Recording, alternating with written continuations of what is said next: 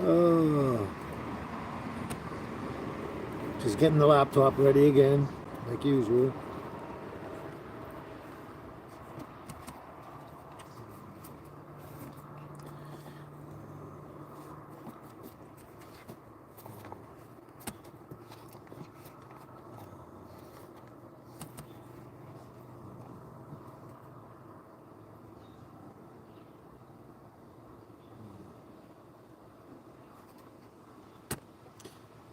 Sorry about that.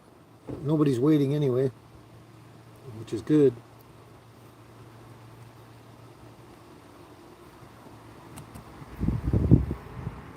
Finally.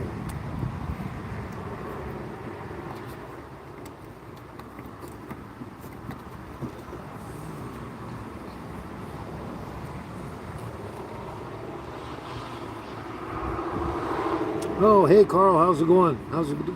Can you hear me well enough, Carl? I'm just was a little behind this morning. I don't know why, but hopefully you can hear me okay.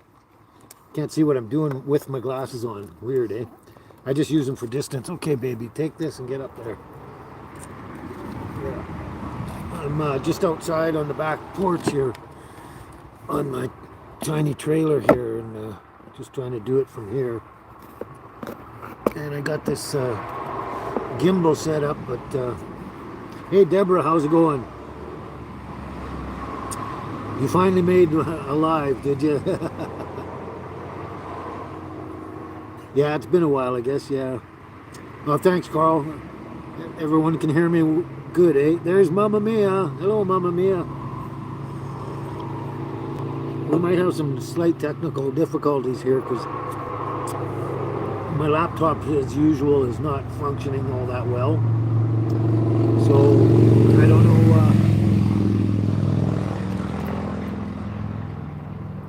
Don't know why there's no comments here. Oh, there they are. Why are they way down there? Hello, Sandra. How are you doing? How's it going?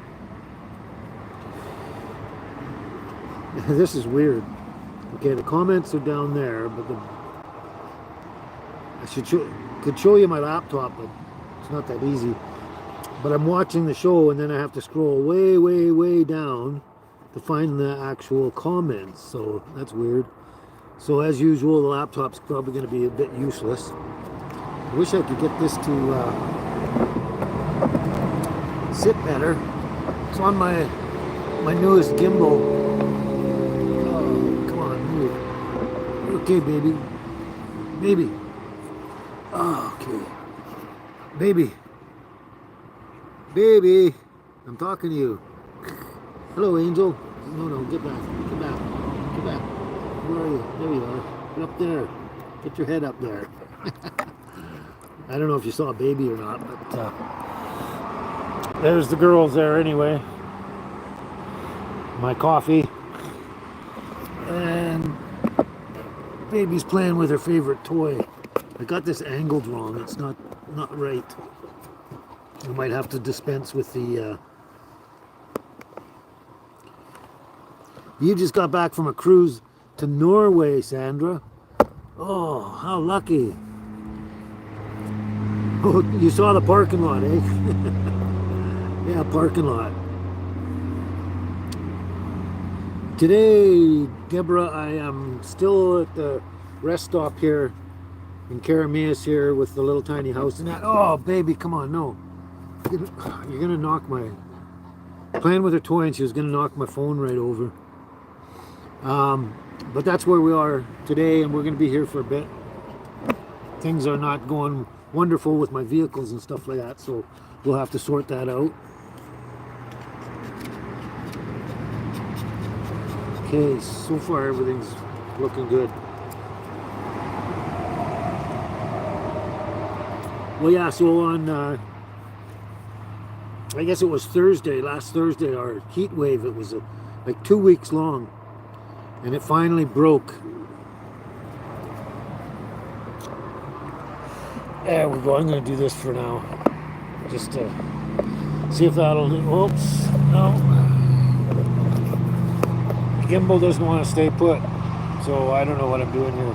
I might just have to dispense with the thing and hold it in my hand like usual. My other gimbal, my other small, inexpensive one, broke quite a while back, so I can't just put it on the stand and use that as a stand. I'm trying to use my new gimbal, which has got all these bells and whistles, and it doesn't want to sit properly unless I turn it on, and then the battery will die quickly, and then the phone will just flip over.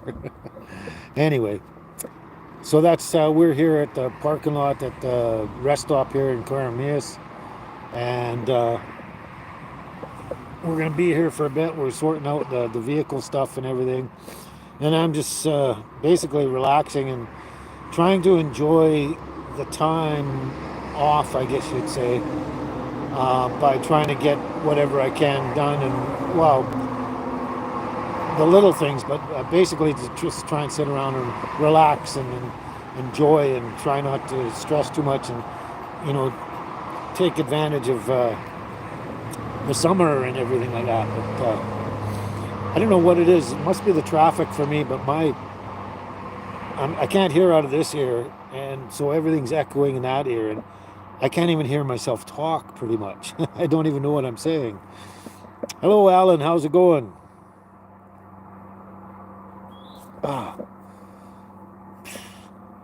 yes, that's right, Alan. I'm going to sell the truck, the trailer, and everything. I'm not sure that the truck's worthy of putting it back together and everything like that. Like the amount of money I have to put into it, I might as well just get what I can out of it and put all that into a motorhome. What I really, really want, and a unit of my choice, kind of thing, for my dimensions and everything, and all the good bells and whistles that I need in the motorhome. Hey, Christina, it's been a while. I haven't seen you in a while. How you doing?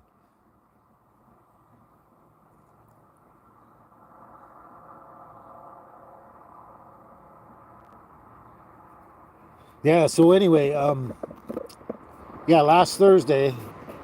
There we go again. I gotta do this here. Last Thursday, it was a heat wave here for 2 weeks, and it was like anywhere from 100 degrees to 110, and then finally after 2 weeks the heat wave broke, and Thursday it was a beautiful 74 degrees. It was cloudy off and on, and it tried to rain a little bit here and there, which was really, really refreshing, and sort of a semi lukewarm rain coming down on you. It was really nice. um, oops. Hey, Victor, how you doing? How's it going? I think you're new to the channel. I don't know for sure. My memory's not that great, but just checking my comments over there and see if I miss anything. But anyway, yeah, so that was great. And um, what was yesterday was Saturday. So Thursday, Friday was pretty good, pretty decent weather, very nice and pleasant and manageable. And then yesterday, it was really sunny and it started to get warm, but it only hit 90 degrees yesterday, so that wasn't too bad. It was starting to feel warm and feeling like, oh no, here it comes again. But then it got cloudy again in the afternoon, late afternoon, and uh,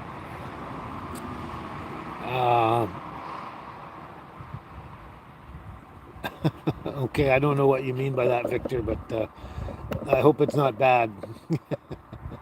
Anyway, um, so yeah, it's today it's actually clouded over, mostly clouded over right now. The sun was out early this morning. It was starting to cook through my windows in my um,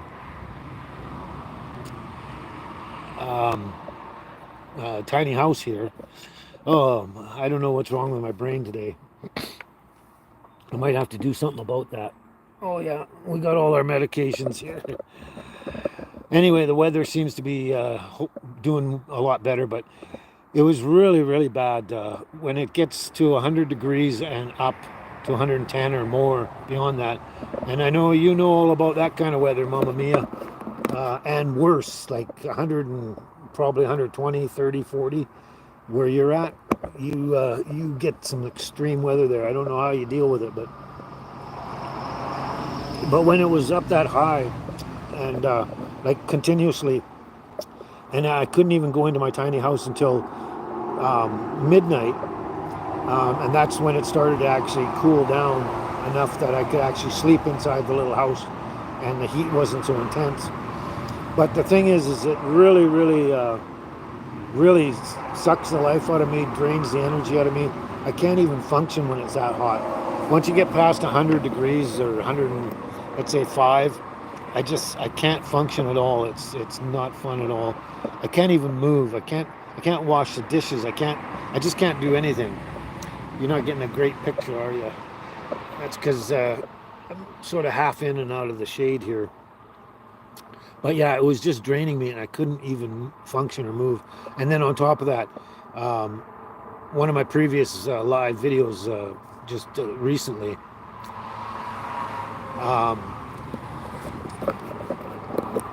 my phone just died. It overheated a couple of times, and just everything kind of died. It wouldn't function, so I couldn't even do anything about it. So there's that with the devices too. But it really drains me. I'm old and feeble and like medically not that well, so it really plays havoc with my medical condition and everything like that. Like I say, it just sucks the life out of me and drains me and everything like that. And I know it's hotter in a lot of other places, Christina, like Vegas and the Middle East and all that stuff. But this weather we've been getting here lately, it's really hard on me. I've actually never been used to. I've been in 112 degree weather, but that was like for pretty much one day kind of thing. It was up a bit further up, a little more towards the north of BC and that, but and it was brutal. But it was just like I said, just one day, and it was just a passing thing. Oh, you've lived in Vegas for a short period of time and never again because of the heat and everything?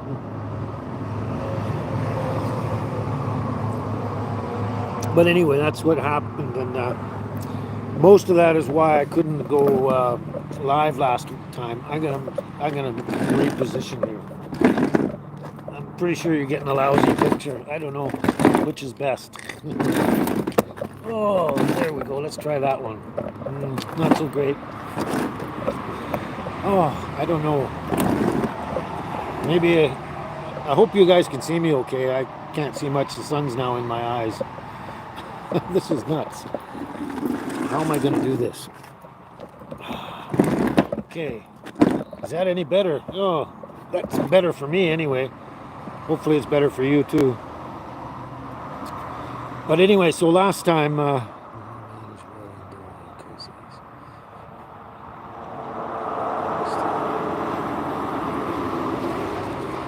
okay, thanks for the update, Mamma Mia. So you manage well in Doha in the heat because you've got AC everywhere. That's cool. Everybody's got AC in their homes, at the stores, and the restaurants, at every public place, and even outdoors apparently. That's good. Yeah, you need AC to get through this. Yeah. That's a good idea, Christina. Head to the mountains to escape the heat. Yeah. You get up where it's even windier and it cools everything down faster and stuff like that. And closer to the snow. Good idea. So anyway, just a bit of an update. That's so last week I didn't go live because, well, partly because of the heat, my health, my condition, my situation and stuff like that. That's all part of it. But what happened was on Saturday night, like close to midnight, like basically just before midnight, my buddy was over here and visiting, and we were talking and chatting and all that kind of thing. Yeah, that's right, Alan. The humidity makes a huge difference too, doesn't it? That's where it really gets brutal for me, is when there's a high humidity. Oh, then it's even worse. It's like it's trying to kill me kind of thing. But yeah. So anyway, my friend was over, we were chatting, and he's been having some medical issues lately. He's like only a couple of years younger than I am. So he's up there, and he's having health problems and that. And anyway, he was having issues off and on lately, and he was having another issue there, and he just said it was too much, and he needed to go to the hospital. So I had to drive down there to the hospital with him in Penticton, which is I think it's about 40-minute drive, 45-minute drive. So we drove all the way to the hospital. And he went in there, and he was in there for like, I think about 6 hours. And so I was outside with his dog and my two dogs, and I was walking him around, taking care of them. And I was trying to, in between, or like after I walked them all around for at least an hour, I jumped back in the car with all the windows open and that. And I guess it was like 3 o'clock in the morning anyway. I was trying to have a nap in the car, but it's really uncomfortable in a small car, and couldn't get much of a sleep there. Anyway, so when he finally came out and everything, and he got checked out, and they sent him home with medications and stuff like that, and he's basically fine. Like it wasn't a serious thing, but you never know. You never know which way these are going to turn. You get these symptoms, and they could be minor or they could be major. So yeah, if something happens, you got to go and you got to get checked out. So that's what we did. And then I got home. By the time I got home here to a tiny house, it was 5:30 in the morning, and I hadn't slept. I didn't even sleep the day before very well at all. I lay there and I tossed and turned, and I don't think I got any sleep at all. And so that was part of it. I just didn't sleep, and on top of everything. And when I got up, I didn't even really sleep. I just tried to lay down there for a while and see what happened. And I was just exhausted mostly. So that was probably the number one reason I didn't do the live last time, was because I was up all night with my friend and everything like that, and doing the hospital trip. And on top of that, there's the heat and everything else, and I was run down in that. But you combine all that, put it all together, and I just couldn't do it. But luckily, good thing all around is my friend was okay. Like, it wasn't, like I say, a serious thing, but they checked him out and they gave him more information and advice and everything, which was good. And that's always good to know. And so that's the whole thing in a nutshell of why I didn't go live. Probably if we didn't do the hospital trip, I may have gone live. I'm not sure.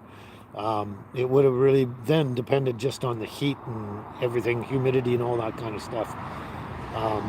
So that's what happened there. So just to bring you up to speed. But so it was just a combination of everything coming together at once. And number one was the heat. I mean, it was just absolutely brutal. And I literally could not function at all, like in the heat. And like, yeah, a number of you, like Mama Mia here, said humidity makes the heat unbearable. It is like, it's one thing if you get really, really hot, dry heat, it's hard to deal with. And then the winds that blow, it blows hot air into your face. Like, it might as well not be blowing at all because it's just more hot air. But then when the humidity kicks in, holy cow, it just takes it to a whole new level. And I'm glad there's not much humidity in this area. It's a very, very dry area. So that's a good thing, because I wouldn't want to have gone through that with a high humidity on top of all that heat. It just would not have been much fun at all for me. I don't even know if I could survive it. But anyway, but yeah, so our heat wave broke here recently, and we're back to normal weather. Like today it's supposed to get to 90 degrees, and that'll only be if it doesn't stay clouded over like this. If the sun, if the clouds go away and the sun comes right out, it'll hit 90 degrees. And 90 is about the top end where I can I can deal with it. It's workable. But once you get to that 100 degree mark, and then beyond that, I just can't do it anymore.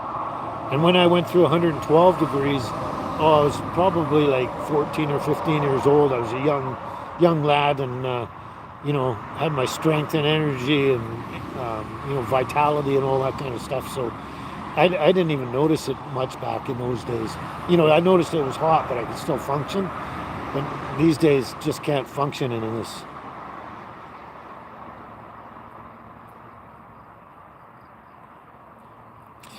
A couple of questions here. Okay, I'll start with Christina. I'm going to be staying in this location until I sort out what I'm, I've got everything sold off, and then I picked up a motorhome kind of thing.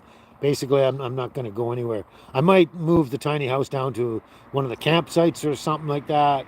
I'm not really sure, but this is really a good spot here because, um, for the most part, um, it's been like it's one of the shadiest spots. It's shady pretty much all day. And even mentioning that, um, even being in the shade all day long and having 110-degree heat, it still didn't help at all. You practically feel like you're out in the sunshine anyway. So, but still, it's the shadiest spot I could find anywhere around here. Probably the coolest.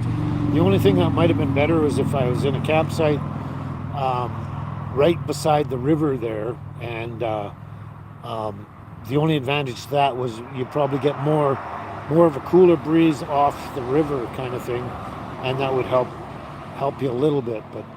But yeah, this was anywhere you go from where I'm sitting right here. It was way hotter and hard to deal with and everything. So it's a good spot. So I'm going to sit here until I sort out this whole motorhome thing. Hello, Darlene. How's it going there? How's it going? Oh, thank you so much for your compliments, Darlene. You'd think it was a clean shirt, but like this one, I've only worn it once. Every white shirt I have ever have, I wear it once. I get coffee or something on it. I stain it right away, and I can wash it 1,000 times, and it still looks dirty because of the stains and that. See, and that, and I haven't worn these white T-shirts for years. I just put them away and said screw it, right, for a long time. And so I wore this once, and that's the stain I got on it right away, and it's been washed and everything, and still they look terrible. That's why I wear black all the time, because you don't see the dirt. Can't see it. Oh, you think I'm getting tanned there, do you? Maybe a little bit. Yeah, it might be. I didn't even notice. Didn't stop to notice. Yeah, that's Mamma Mia. My shirt's so white compared to the black ones I've always worn. Eh? Don't get blinded by my shirt. So anyway, back to the question by Alan. I don't know whether I'm going to go back to the island for the winter or not. Once I get the motorhome and all that, I'll have a better idea what I want to do. But with the motorhome, I just actually want to get out and travel. I just want to travel as much as I can, go as far as I can, and all the places I'm looking forward to go. Um, where I end up is, I don't know, anyone's guess really, in a sense. But there could be a good chance I go back to the island for the winter, just because it's a lot milder than everywhere else.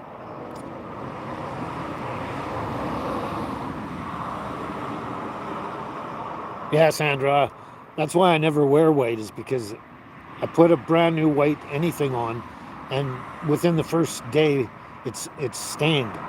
Like, and I'm not just a little dirt where you can wash it out, but I always manage to stain it somehow. Most of the time, it's coffee. Oh well, thanks, Mamma Mia. Apparently, I look better. Hey, never mind. Just a second. There's people there. I don't see any doggies. Oh yeah, there's a doggy there. That's why. You never mind. Leave. Just mind your own business, you little nut job, huh? They're growling at the dog down there. They're far enough away that they're not too close to us or anything. But they just think the whole planet is theirs, and they're allowed to growl at all the dogs. Yeah, that's another thing, Sandra. Gravy and or tea. Oh, there's so many things that stain your clothes. But yeah, I don't know about going back to the island. I'll probably go back to the island if I feel like it, being much milder winter for me to go through that kind of winter instead of being out here. Because everywhere in BC it can get, -10, -12, even colder than that too. But it can average, anywhere around -5 to and beyond. Like, so It really depends on a lot of things like what kind of heating source I have in the motorhome and all that kind of stuff. That'll make a big difference. If I got the good enough heat that I can live through anything that's down to minus 15 or anything, um, I might as well stay in another area of BC or something like that. I'm really dying to get up into the Caribou. That was my plan, and originally was get over here and see some things here that I haven't seen in a long time, and then deal with the sale of the tiny house and trailer, and I guess now the truck as well. But yeah, it really depends on the unit I have. If it's really good and I don't have to worry about anywhere too cold because it's got a good heater, then I won't really need to go to the island so much in the winters and stuff like that. I would prefer not to have to go there all the time, every winter, but whenever. I'm not even using my laptop here.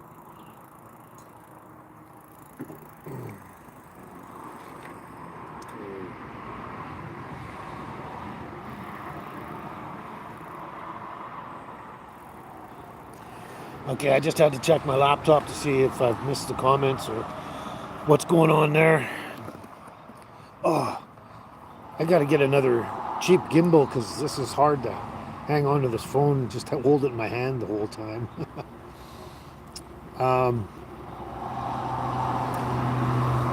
Basically, I want, Christina, I want a motorhome that's either somewhere between 18 and 20 feet maximum. I don't want a long one. I want to keep it 20 feet or less. Depends on what's inside and what's it got. Like, I got a list of everything I need. Number one is air conditioning. Gotta have air conditioning, especially for summers like this. And of course, a good heater and everything like that. It's got to have a bathroom, hopefully a shower. What's the other things? Fridge, stove, all that kind of stuff. Everything running on propane and that. I mean, if I have to go to, let's say, a 22, 23 foot motorhome, I'll only go to those extra lengths if it's more desirable for me, like whatever the appliances and everything that are in it. Now, this time of year, there's a lot of bugs out, a lot of flies, a lot of ants and everything, and they're everywhere. But yeah, it really depends on what's in it. Hopefully I can... Oh, you're back, Deborah. Okay. You might have had to go somewhere. Oh. Yeah, a lot of ants and flies and stuff up here. And actually, it's not even the mosquitoes this time around this year that are really bothering me much. It's just the flies and ants. Crazy.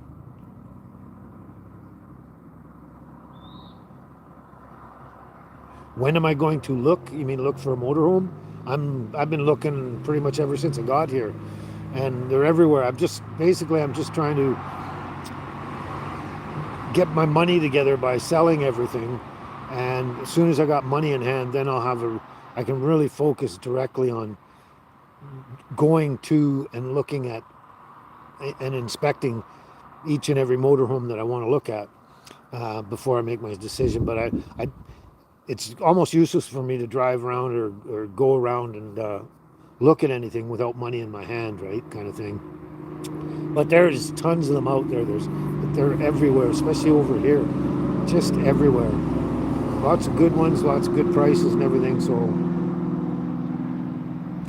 yeah, I'll probably be looking for an older motorhome there, Christina. Maybe not too old, somewhere between, let's say, the 1970s and the 1990s, somewhere in that general, somewhere mid to late 80s are pretty good. A lot of really good ones out there still at that age.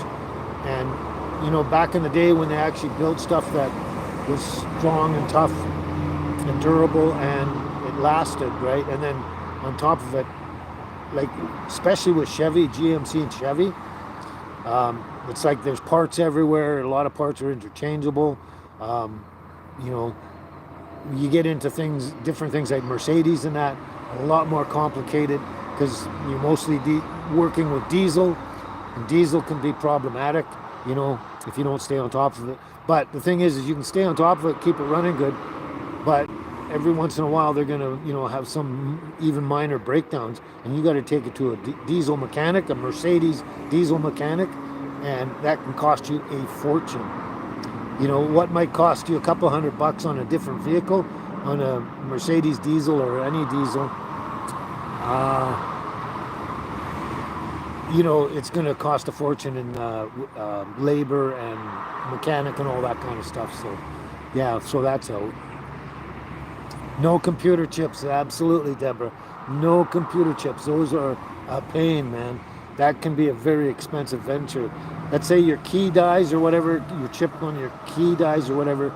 Good luck in costing you less than, you know, $500 to $1,000 just to get that fixed. I know I had that problem with my son's car. We had to tow his car all the way to the dealership and then hook it up to the computer, and took hours and hours, and the computer didn't want to recognize the car, so it was tons too much money just to do the key. Oh, that's what it was. His wife lost the key to the car, and so they had to get a new key, and that's a pain. So no computer chips, no.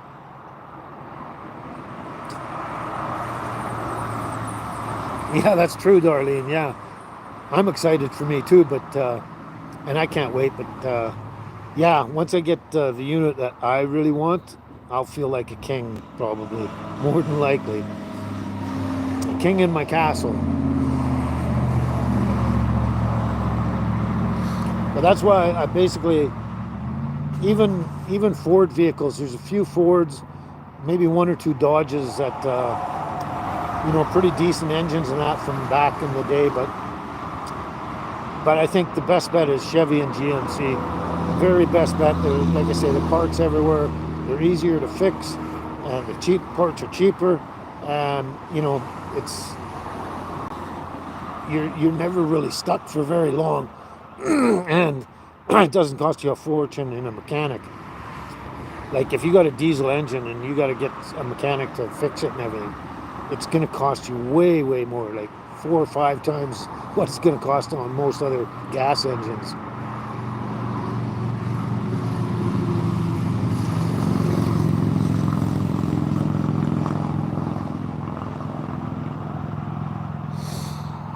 Yeah, so I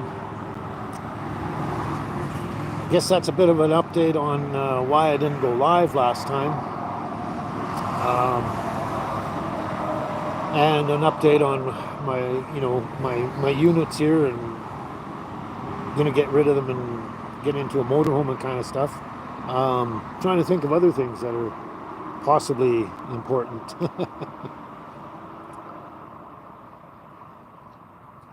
But that's what the plan is anyway. Find something really good, reliable, and you know, something that can very easily and inexpensively be maintained and stuff like that. And the reason for the short length of 18 to 20 feet is because I do want to go out in the back roads, like the logging roads and stuff like that, places like that. You know, nothing really crazy with giant boulders and stuff like that. There's some pretty nasty roads out there, but you know, like even on the regular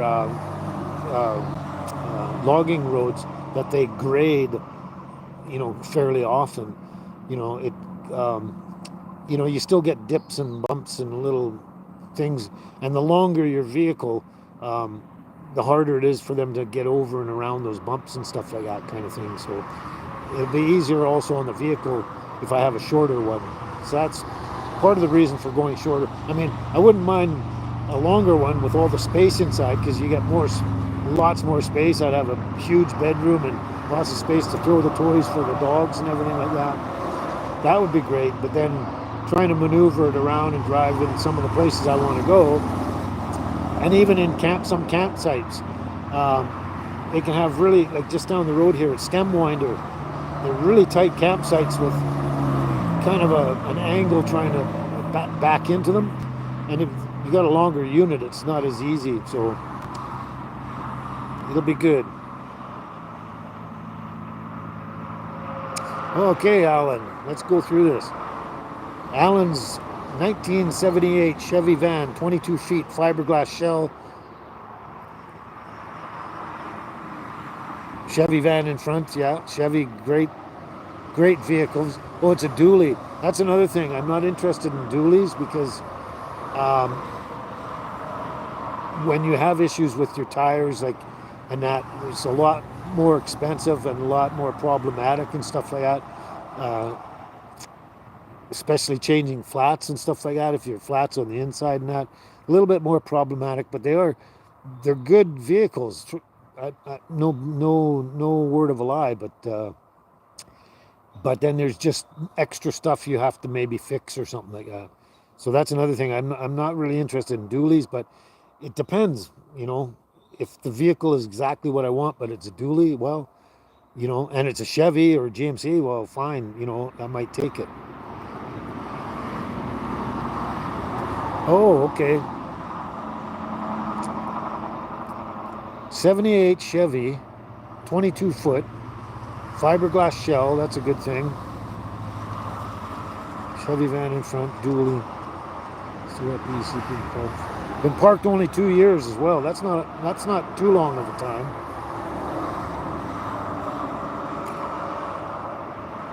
So is that 89,000 kilometers on a 1978? That's really low kilometers. That just means it was, only driven for weekends and vacation and stuff, and then parked for the rest of the time. That sounds like a good one, Alan.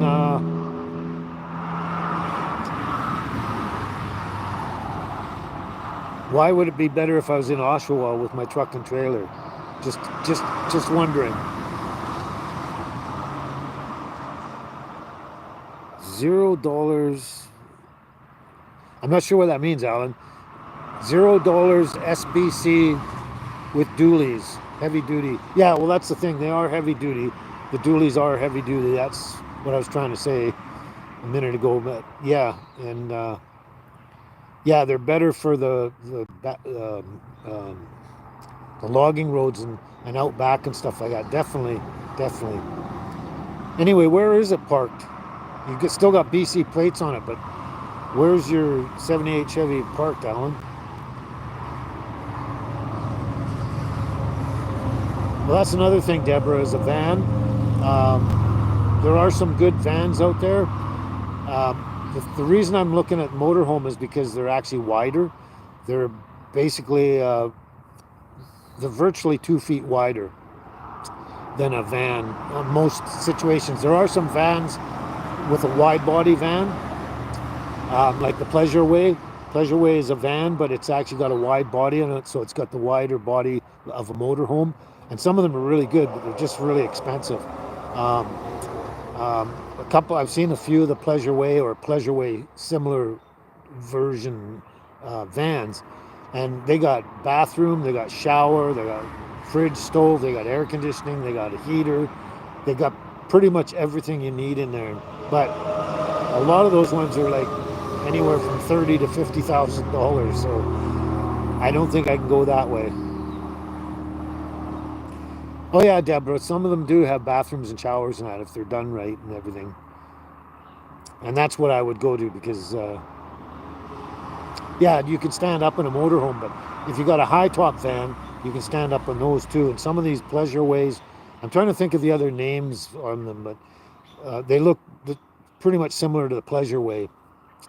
And they come with Ford or they come with Mercedes. I'm not sure what other brands they have, but they have a high top, they've got a wide body, so they're pretty much a motorhome, the same thing with everything in them. But like I say, they can be expensive.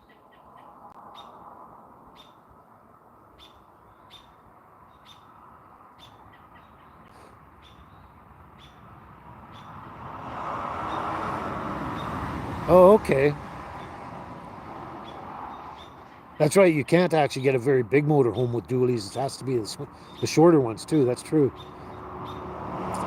89,000 kilometers, that's pretty good. And you start it up every 2 weeks, that's really good. You got to keep running them, turning them on, running them, making sure they work.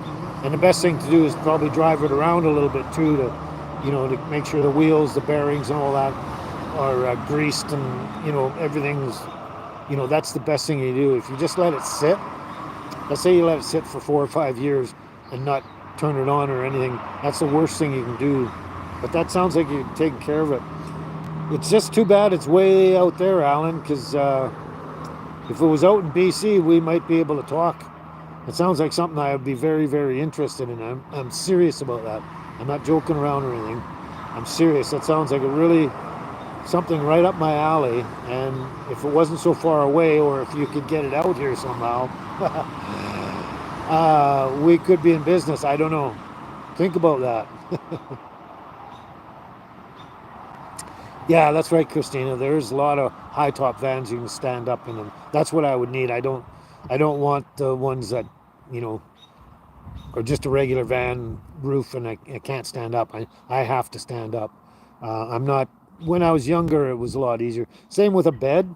The beds that are up over the cab there, where it's only like 4 feet tall or something. So you got to kind of roll into it, and you can't even sit up in bed. You have to roll in and out of it. When you're young, that's not a big deal, right? You can put up with it, but I can't do that. First of all, I have to sit up in bed, and I have to be able to stand up in my bedroom to get dressed and everything. So, yeah, for me, standing up is very, very important. Road Trek, that's another one. Road Trek. Thanks, Christina. Road Trek was another one I was trying to think of and couldn't think of the name. So yours, Alan, has a bathroom and showers. That's great. I was hoping when you said you had it, because you said it still had BC plates on it. I was hoping that you had it parked in BC and not back east. So that would have been cool. I mean, yeah, if there's any way you can figure, because I'm certainly not gonna, I can't afford to fly all the way back there and have a look at it or anything, but I don't know. I would definitely really like to look at that one. Does it have air conditioning as well? That would be great. Yeah, fiberglass is actually really heavy, but it's a better body than a lot of the other ones too. The plastic shells, the ones that they just pour a shell where you don't have the edge on the roof, it's rounded and all that. Those are probably the best ones, and then the fiberglass as well, because they're more of a shell as well. They are the better ones to have, because, excuse me, a lot less likely to leak. Because on the other ones that are squared off and everything, and they're not really built that properly, let's put it that way, one of the first things that usually happens is they start to wear out along the roof and that, and they start to leak and everything. And when you get a leak in there and the water wicks everywhere, that's when you have big problems. That's probably your worst thing with motorhomes, is the water and leaking on your roof and stuff.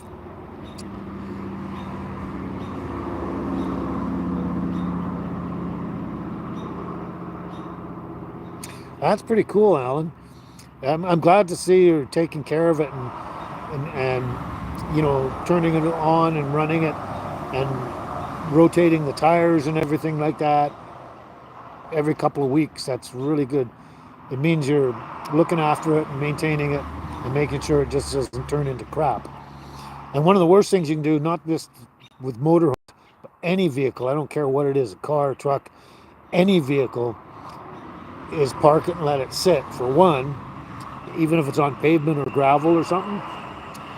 And then the very, very worst you can do is park it on grass or anywhere there's grass or weeds or anything, because the grass and weeds grow up underneath and they destroy it from the bottom up, completely destroy it. All your floorboards get rotted out and fall out and everything like that, and it just ruins your motor and everything. But yeah, the worst thing you can do. Okay, Christina, it's a little too hot for you there, eh? Well, hope you find a good spot in the mountains to cool down and go up by a creek or a river or lake or something. And anyway, I'm glad you could make it, Christina. We'll catch you next time.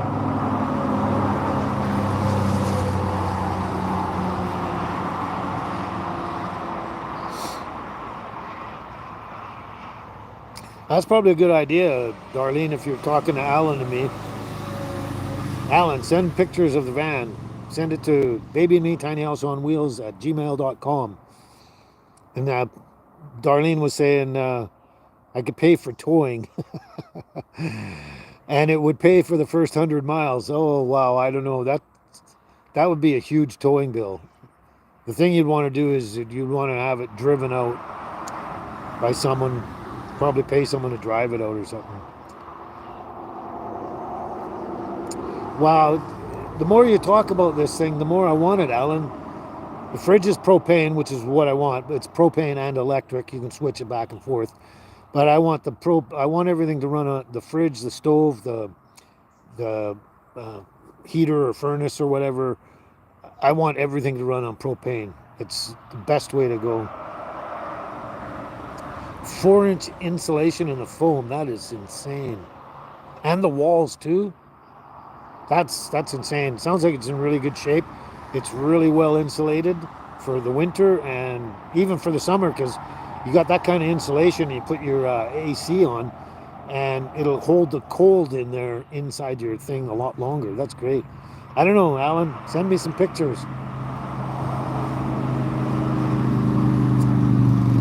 But like I said, it sounds like you've been taking care of it well, and making sure it doesn't just rot away, which is the most important. And most people have a tendency to do that. They just let it sit and do nothing, and then they wonder why it's a piece of garbage like 10 years down the road or something.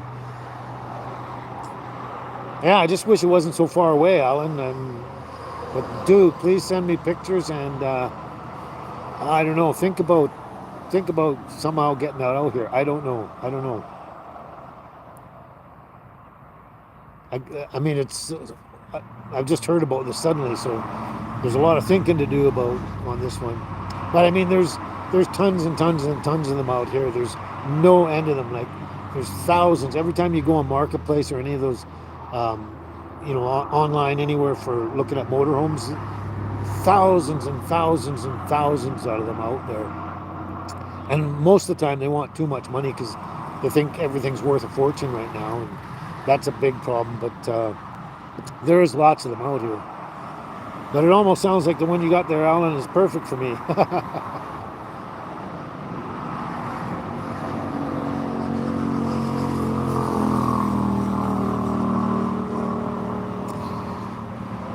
Yeah, I've got BCAA, Darlene, and BCAA will pay for 360 kilometers. I don't know what that is in miles, but it's probably 150 miles or something like that. But yeah, they'll pay for that. But I mean, we're talking that's 5,000 kilometers from Ontario to BC, I think. So the first 150 miles would only put a dent in the rest of it.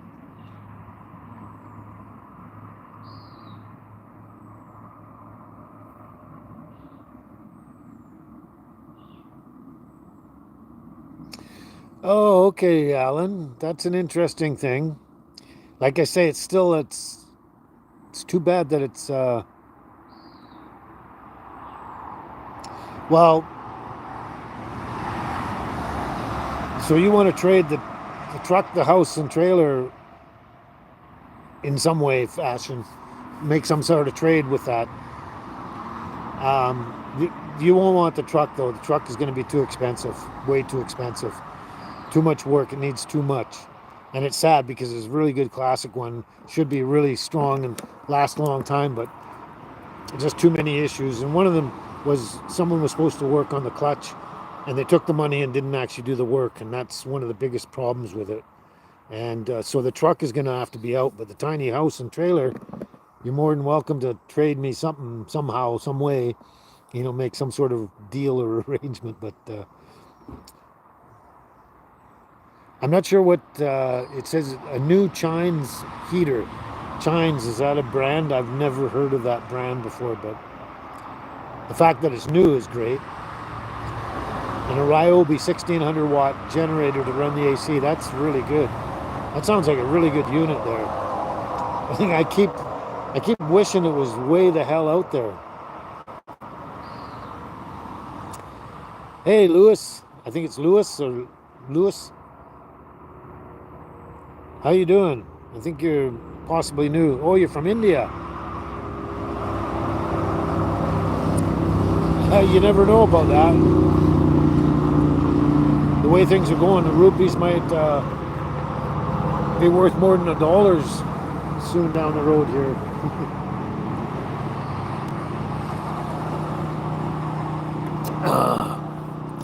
Yeah, it's. I almost wish you never told me about this, Alan, because now I'm really, really kind of wanting it and want to see it and want to do something about it. But the fact that it's so far away is a huge, huge problem. Very big problem. Here's Darlene again, trying to solve the problem for us, Alan. Excuse me. Darlene says we can meet halfway. Yeah, I can meet you in, I guess that would be somewhere in Saskatchewan, probably the eastern side of Saskatchewan, maybe the western side of Manitoba somewhere. We could probably try doing something like that. But you really got my heart and my mind and everything racing over this one. It's sounds like you got the perfect motorhome for me, and it's too far away. It's the story of my life. A little too little, a little too far away, a little too late. You know, it's never always right there, 100% there. Wow, that would be pretty cool, though. No, no, Darlene. Never, never give up. Never, ever give up. Always keep trying. Even if you don't succeed, at least you tried, right? Yeah, never give up on anything. Because if you don't try, you'll never get anywhere, right? Exactly.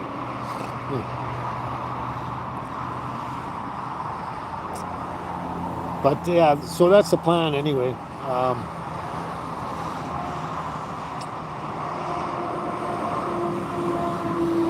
Still trying to read the comments here. I just want to make sure. Okay, well the laptop's doing okay. Oh, there's someone. I didn't know there was someone parked over there. Of course, they stop here and park all day long, every day, pretty much. Not too many time frames that there's not somebody else parked here for whatever reason.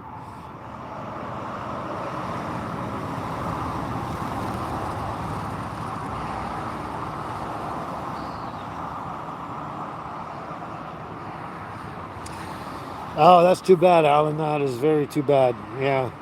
I mean, you could have the truck, but it might not even make it there with the clutch and everything, and that's a big job and expensive to do that just to, yeah. That's unfortunate that you got me all excited, yeah. Anyway, I guess you're taking off for the day, eh, Alan? So, yeah, glad you can make it. Glad to hear about the motorhome. I still wouldn't mind seeing pictures and that, outside and inside, but if you don't mind. But yeah, I'm not sure that we can do anything about that. But I mean, you wouldn't have to necessarily have a truck. I mean, wouldn't money or cash be just as good as a vehicle? Because you can get those vehicles pretty much anywhere. They're all over the place. But anyway, it was a nice thought. You know, like I said, it's just too bad it wasn't parked out here. Hang on to your ears, everyone. Another ambulance.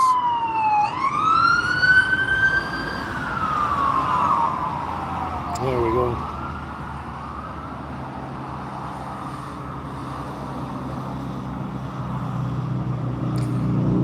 Well,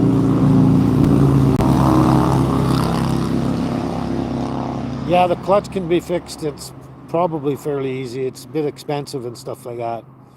And like I said, just putting all that kind of money into it is money that is going to be taken away from purchase of a motorhome. So yeah, that's unfortunate. It's actually very unfortunate all around that the way things have gone with my truck and everything and that, and yeah, it's, and then the timing too. Like, if I had heard about this a while ago, it might have made a big difference. Yeah, there's another people. Hope they don't have dogs. Just about everyone that stops here has a dog. It's one of the reasons they stop. Yeah, like I say, Alan, it's unfortunate, but it would probably cost me a minimum of 1,000 to 1,500 bucks minimum just to do the clutch thing. With labor. Labor is the biggest thing. Like the parts are not that expensive. It's the labor and that. But like I say, I'm not a very wealthy man. I'm like on a disability pension with just the basic assets I've got, and even taking 1,500 bucks off my budget, it puts a big dent on what I can purchase out down the road here. So yeah, and the distance away, that's the biggest problem. Wow, you got me all excited. Now I'm going to be depressed this afternoon. Anyway, I always like try. What's the expression? Let go and let God. That's how I try to do everything. Let go and let God, and pray to God and ask Him for help and everything like that. And in the end, you know, I guess God will bring you what you need and stuff like that. As long as you stay open and pray and ask for help.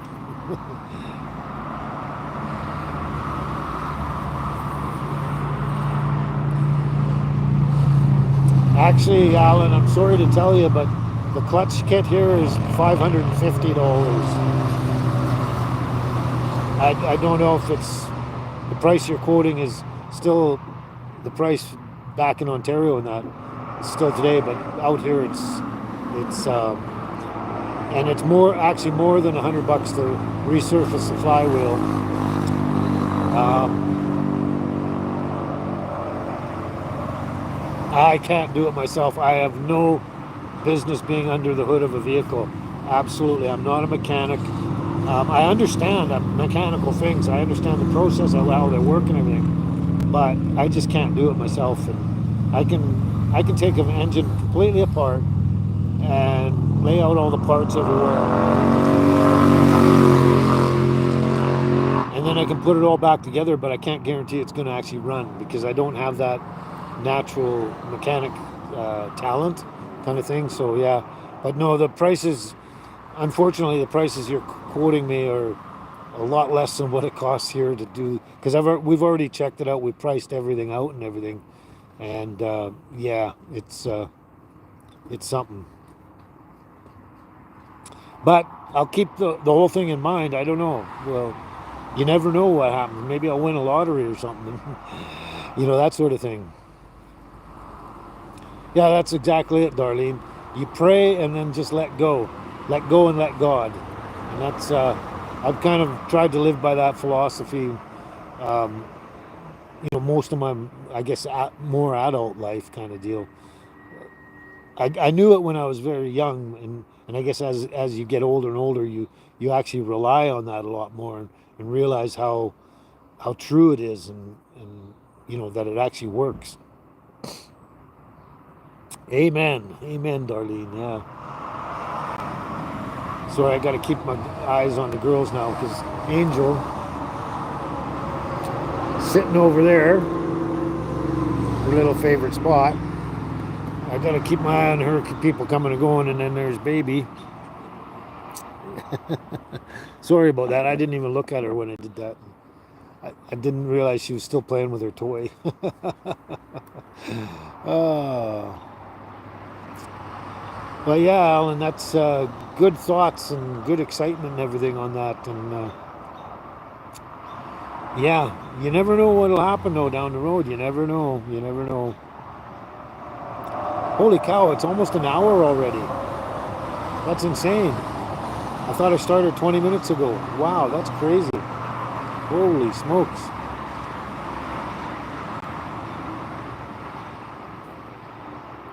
Well, Watch my laptop, baby. Watch. Yeah.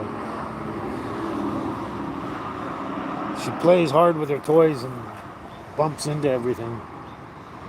Just don't want her to smack my laptop. Oh, boy, I need more coffee too now.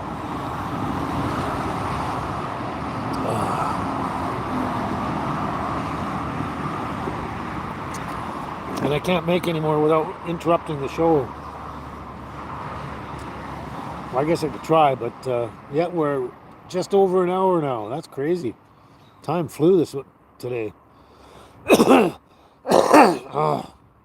tell you though, I probably didn't sleep very well last night. When I got up this morning, I was tired. Well, not when I got up. When I started waking up, I was tired, and I set my alarm, and I was so tired. I didn't want to get out of bed, so I turned the alarm off, and I lay back down, and I thought maybe it was like 45 minutes to an hour later, and I still couldn't sleep, so I thought I might as well get up, and it was actually 2.5 hours later. I didn't get out of bed until 10:30 today. And that's right, Deborah. With a motorhome, I can have ice cubes too. Yeah, now you're thinking I didn't even put that on the list. Ice cubes, yeah, that's a bonus. Air conditioning and ice cubes, that'd be great. Hey, Billy T, you made it. You made it, Billy. How's it going there?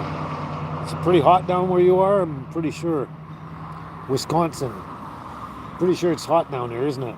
Oh, that's another thing. Speaking of hot and then forest fires and that, oh man, I don't know how many of you know this area here, but we're in BC and we're right beside Alberta, and along the whole the border between Alberta and BC, all that general area up and down, like through the Rockies and all that stuff, on both sides of the border. Beautiful, beautiful countryside, just fantastic. Some of the most beautiful places in Canada, and that, like you've got Banff National Park and everything. You got Jasper, all these different places, just absolutely gorgeous. And they went and burnt down Jasper a couple of days ago. It's absolutely devastating. It wasn't just a forest fire that took out a bunch of trees and everything. It took out the whole town and everything. Just pretty much completely wiped everything out. It's very, very sad and very disgusting too, because I'm not ashamed. I'm not. What's the words I'm looking for? I have no fear of talking straight out about stuff like this, but I know this wasn't a natural fire. They've been trying to burn down this planet for a long time now. They even have it in their manifesto about all these things they want to do. Back in the 1990s and actually the late 80s, Bill Gates and the people like that came out with a manifesto about COVID, and it took them 30 years to actually pull the COVID thing on us. So they have a manifesto they've been working on for a very, very long time, all these evil people, and they just burnt down Jasper, just like they did to Maui. And I'm convinced that they did it exactly the same way. Doesn't really matter. They used fire and they burnt it down, and it's if you look at the pictures and everything, it's not just a forest fire. There's a lot more to it than that. And I know it's horrible. It's one of the most beautiful places in Alberta and next to BC and everything. Just a gorgeous place. And it is so sad, you know. And most of us that are like very open-minded and aware of what's going on out in the world there know that this is just another part of the evil people's plan and process to try and burn down the whole world. It's kind of like a land grab. Like in Maui, they burnt the place down so the rich people like Oprah Winfrey and Dwayne Johnson and Mark Zuckerberg and all these rich people can try and cheaply buy up all this land. You know, it's just one big huge land grab. Every time there's a forest fire, there's going to be a land grab, and it's all about the rich people grabbing up this land away from everybody else. It'd take me a long time to go through the whole process, the story, and everything, but I'm as convinced as all these other people out here that have been, um, following and thinking about this process for many, many years of our life. Like, I saw things going on like 50 years ago when I was a teenager, and I realized that some things that were going on were not natural and normal. They were actually corrupt, and they were being forced upon us and stuff like that. Like I said, it's a long story to go into, but that's what they did to Jasper. They burnt it down. It's just insane. It's all shady business, Darlene. It's all shady business. I don't think there's been a. I think in Canada as a whole, I think it would be a real stretch if 1% of the fires in Canada in the last 10, 15 years was actually natural. 1% maximum would be natural, caused by lightning or something like that. Some of them are caused by human error, like maybe someone threw a cigarette out the window of their vehicle or something like that, or didn't quite put out their campfire at the campsite or whatever. Natural kind of slight human error. But I think it still only amounts to about 1 to 2% maximum of all that. The rest of them are all arson of one set or another, and maybe the elite people aren't actually going out and setting these fires themselves, but they're getting other people to do it. I should watch what I'm talking about, because they could probably shut me down for even speaking like this.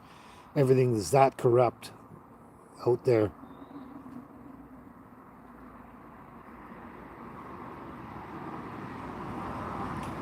70 miles in California. What?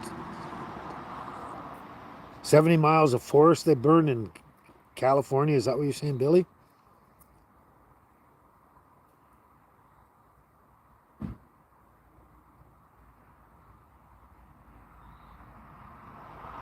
I'm missing some of this here. Yeah, they roasted it, right? Oh, big fire. Okay, big fire in California. Wow, it's all evil and corrupt. Okay, I got to hang on one sec. Oh, there she is. I'm just looking for my little baby. Come on, baby. She wandered off with her toy, and I wasn't sure if she was looking at other people or going to visit other people or something. She'll do that. She'll wander off at times. Yeah, it's all scary, but I mean, the plan is, if you've read any of their manifestos that have come out or watched them actually, um, I remember watching a video. It was at the one of the forums, like the WEF forum, World Economic Forum, and that. Um, I can't even remember when it was. It was way back. I think it was just in the early 2000s or something like that. Um, where Bill Gates was up there giving a presentation and an announcement to all these rich people, and there's like thousands of them there watching. And he basically said that all these people are concerned about the population of the world, and we need to depopulize part of the world so everyone can have a better life and everything like that. And of course, they weren't talking about you and me, the average people. They were talking about all the rich people having a better life. Anyway, he said he was mentioning ways of populating the human race on the planet, and that's where he mentioned that they have a solution, and it's called a vaccine. That goes back to the 1990s, like a lot of that stuff, but I don't remember when the actual um, what was it? What's the word I'm looking for? The presentation he did. I can't remember. I think it was in the 2000s, but he said this is how we can do it is with a vaccine.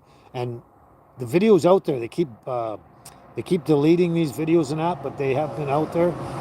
People have seen them. Enough people have seen them and know they've seen people actually say this stuff. And so and there's a lot of different information coming out from a lot of things that people have said. I mean, look at people like Klaus Schwab and all these people like that, they've come out and said, look, in the future you will own nothing and you will love it. Like that's like totally rubbish, right? There's certain words I want to say, but I'm not going to. I'm not going to use curse words. But anyway, it's like, where does someone like that, like one person on the planet who's not the king, he's not the president, he's not a politician or nothing, he's just a rich guy, going around saying, oh yeah, us rich people are going to own everything, and you're going to rent everything off us or lease it off us. You'll own nothing, but you'll love it, right? I mean, I don't understand why these people are playing God on this planet with everybody else and everything else.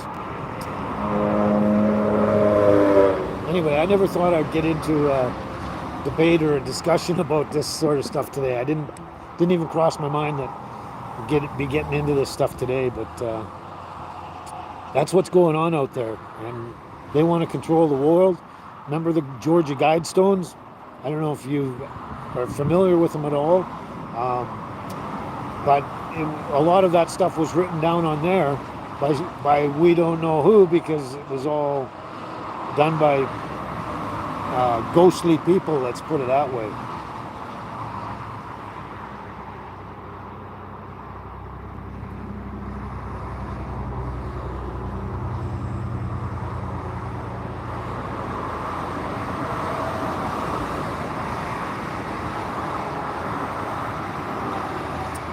So I'm just checking my other comments there, because these ones don't seem to be going.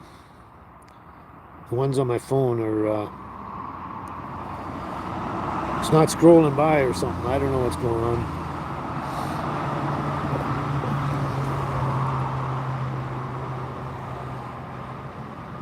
Anyway, I'm not, for some reason the comments aren't moving on the phone here now. On the laptop, I can see some more comments. And anyway, Deborah says, yeah, just say it out loud. But yeah, it's the way it is, and they've actually over the years, they were not shy about just saying it outright to everybody. All these things, they have a plan and they want to do this sort of stuff.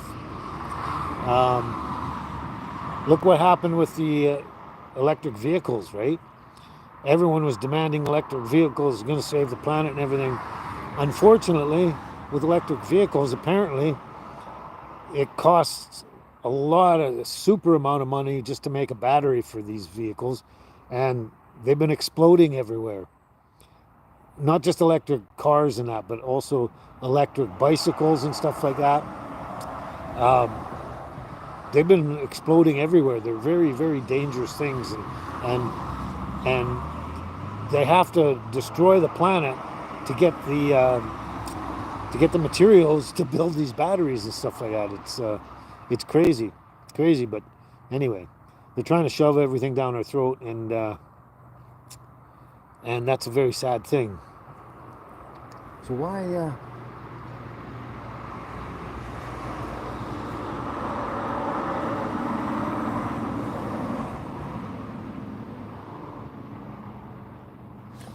Anyway, I got a comment over there from Darlene.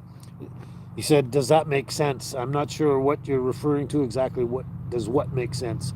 Like, what they're doing, does it make sense? No, it makes no sense whatsoever. They're trying to control the planet, control the world, and they want to kill off probably about 2/3 of the planet, so that there's only approximately 500 million people left on the planet. That was part of the Georgia Guidestones things. I think that was one of the number one things it said in the top of the list, that we got to reduce the population down to 500 million.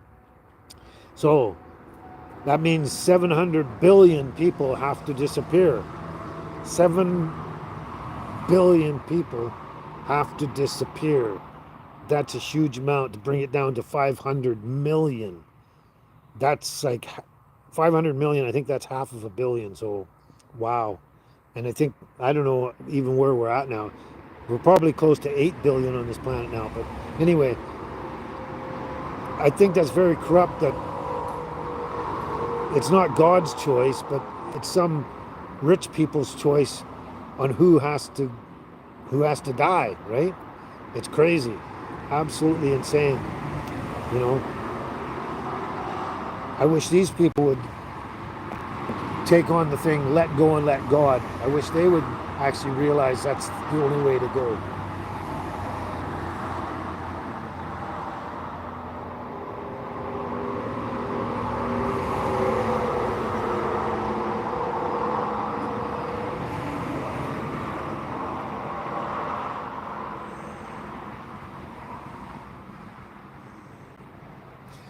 On another thing with these electric vehicles, especially like the Teslas and that,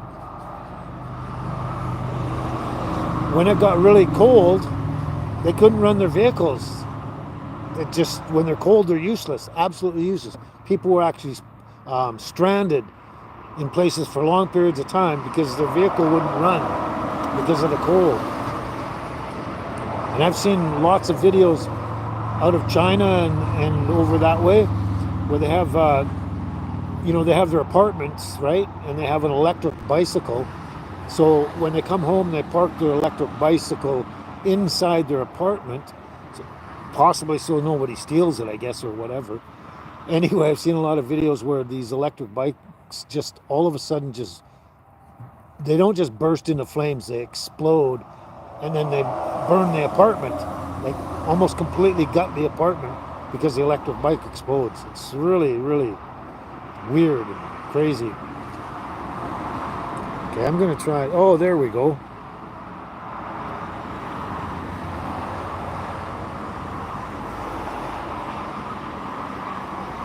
Why does it keep doing that?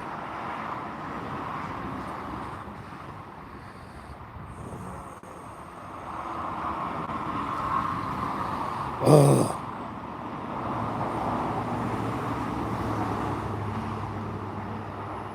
There we go. I think I got the comments on the phone happening properly again. I don't know what's up with that. So now I gotta scroll down again. I missed a few things here. Wow, okay. I did miss a few things. Oh, that's another thing, right, Darlene? Okay. I guess that's what you're talking about. Yeah. Oh, wait. Angel, come here. Hey, come here. Come here. Come here. Stay here. Just stay over here. Quit wandering around. But yeah, they're taking. Where do we go now? Wow, how come it keeps moving around on me? Yeah. So yeah, they are trying to take over the farming and everything like that. They're trying to shut out all the little farmers and everything like that. Trying to make it more difficult. Putting more restrictions on everything. They're not allowed to collect rainwater. They're not allowed to do this, anything like that.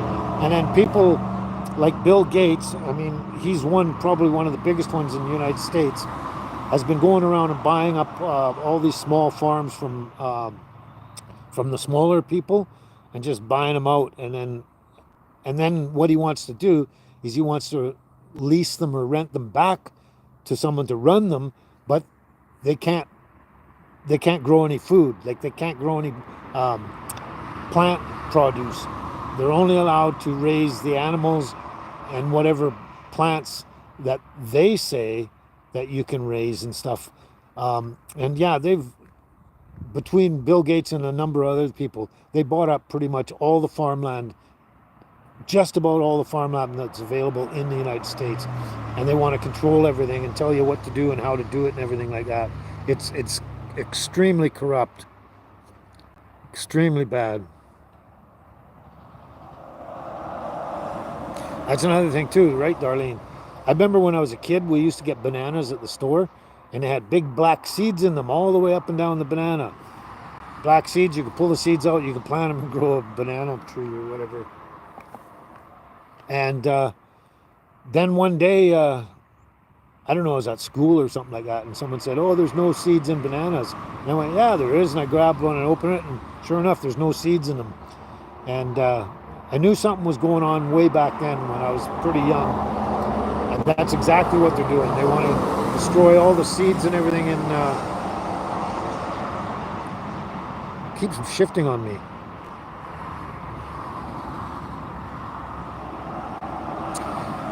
Even Monsanto's. I remember back in the 1990s, Monsanto's wanted to have what do you call it? All I can think of is copyright, but they wanted control over all the seeds that nobody could actually collect and grow seeds and stuff like that. Here comes another ambulance.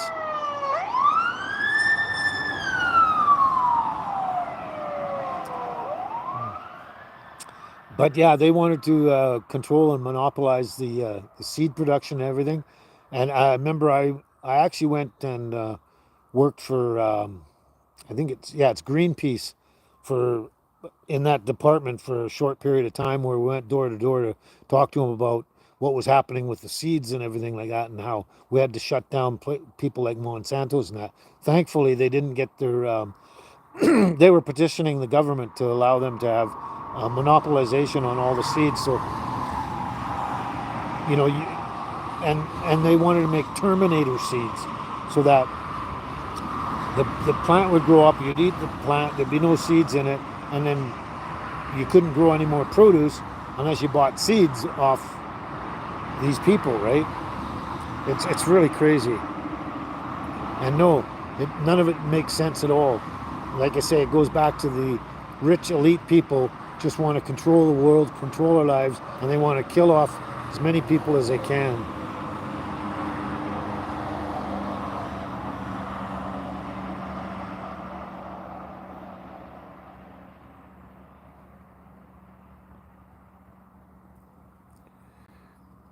I'm just trying to keep up, check out these. There we go. Hey, Cheryl, how are you doing? Have you been there the whole time, or you just showing up now? Oh, okay. I guess I should have read your comment. Yeah, you've been there just listening and everything. Okay. I'm glad you've been around anyway. But yeah, I didn't think I was going to talk about this subject today. It never even crossed my mind about, oh, I'm going to talk about this today. But no, I put a rope on Angel, eh, Billy? Yeah, as long as you keep my eyes on her. She's actually quite obedient. But yeah, this it's crazy, and I don't want to get too deep into it. But that's what happened with Jasper. They burned it down because this is their plan. This is their program. This is they want to control the world. They want to kill off as many people as they can. Oh, that's the other thing is this has been going on for a very long time. I don't even know how far it's been going on, but um, they've got underground cities and underground tunnels and everything all over the world, basically everywhere in the world, but all over the United States and that. And they even have one in Vancouver Island in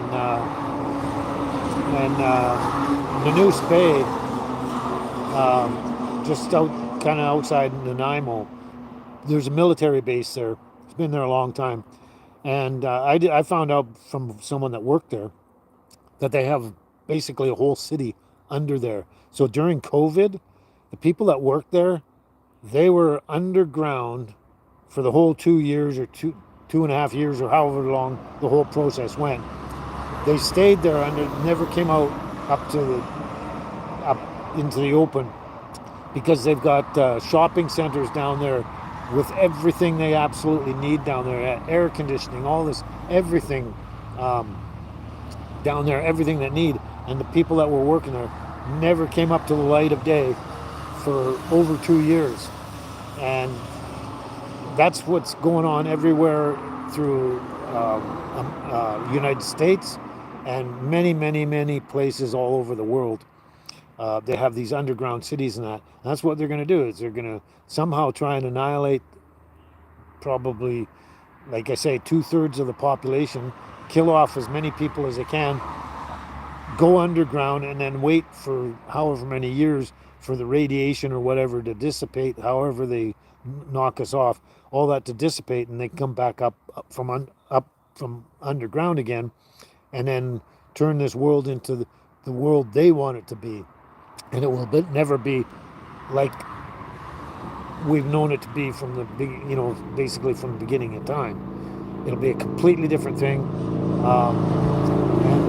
on top of that, everyone will be so brainwashed now. It does, Darlene. It sounds like science fiction, but it's not. It's real. This is what they want to do. This is their plan, and they're not. They're very open about talking about it now. Uh, the more time goes on. Okay, hang on one sec again. Come here. Come on. Get upstairs. Go up. Get up. I'm just going to get him to go upstairs. Get up there. Get up. Come on, baby. Let's go. Come. Come now. Come. Come, come, come, come. Come. Get up. Get upstairs. Yeah, get up there. That way I can watch you. I can watch you. There we go. I can watch you girls. Yeah. Hope you saw them. But anyway, that's the plan. Hey, stop. And, but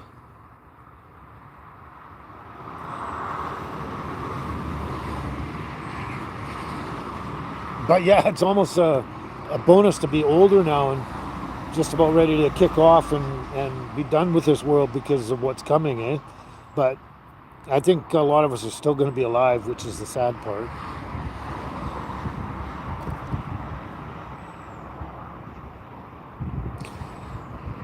Yeah, that's so true about they don't want to cure us. They don't want to give us stuff that'll actually cure us or help us or anything. They take away, they've banned every good medicine, and they're bringing out all the garbage that doesn't do any good, so they can make billions and billions and billions of dollars off us by keeping us sick. So I'm just worried about the noise there, but keep us sick and unhealthy and everything like that. And it's the same with the Federal Reserve. Back in 1913, the private family banking people finally took the Federal Reserve out of the United States government's hands and put it in private's hands so they can control the money. And that's what happened. Ever since 1913, that's what went wrong with the world. And they started putting central banks, not just in the USA, but they would bomb a country, take over the country, put a central bank in there, and then basically what they do is they print money and sell it to that country. And they've been selling money to the United States ever since 1913. And it shouldn't be, everything should be run on the gold standard, whatever the gold level, amount of gold that that country has, that's where your money was printed from. And it couldn't exceed that. Once this changed, where the Federal Reserve was taken out of the government's hands and put into private hands, the amount of gold didn't matter. Besides, they stole all the gold from everywhere in the world and they buried it somewhere else. That's another story we'll get into another time. But, that was the biggest problem there. And then because they control the money of the world, they wanted to control the medicine and everything else so they could just make nothing but billions and billions of dollars. It's huge business for them. Yeah, basically the Fed is not federal anymore. It's private. Everything is owned by the one percenters, the rich money, the banking families.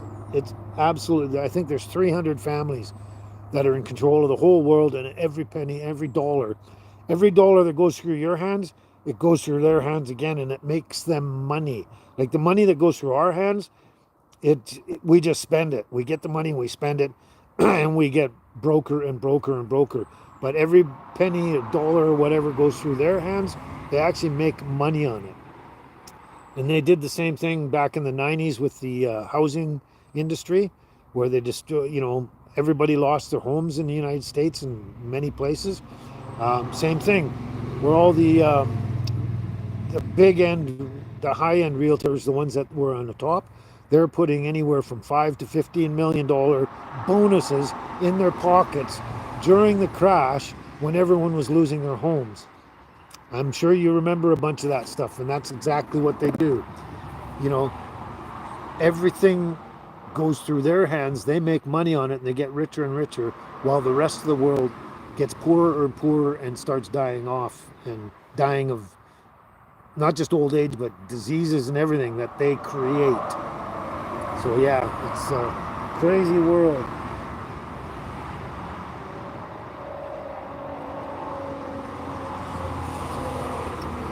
Come on, get off my laptop.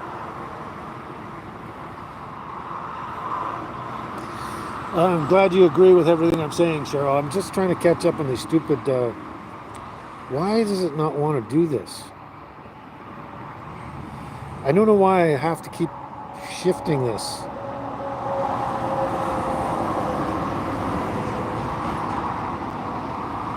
It's not what I want to do.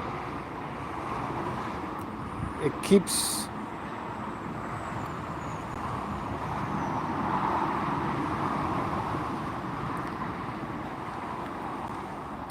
I don't understand what's going on here. Okay, all messages.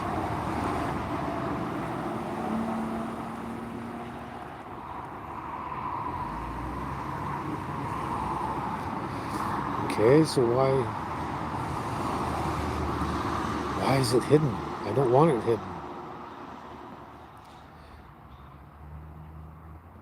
Oh, that's what happened.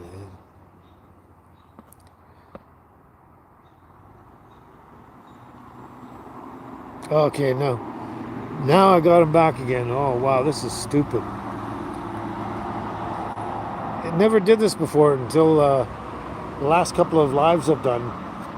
The comments on my phone have been screwing up, and on the laptop as well.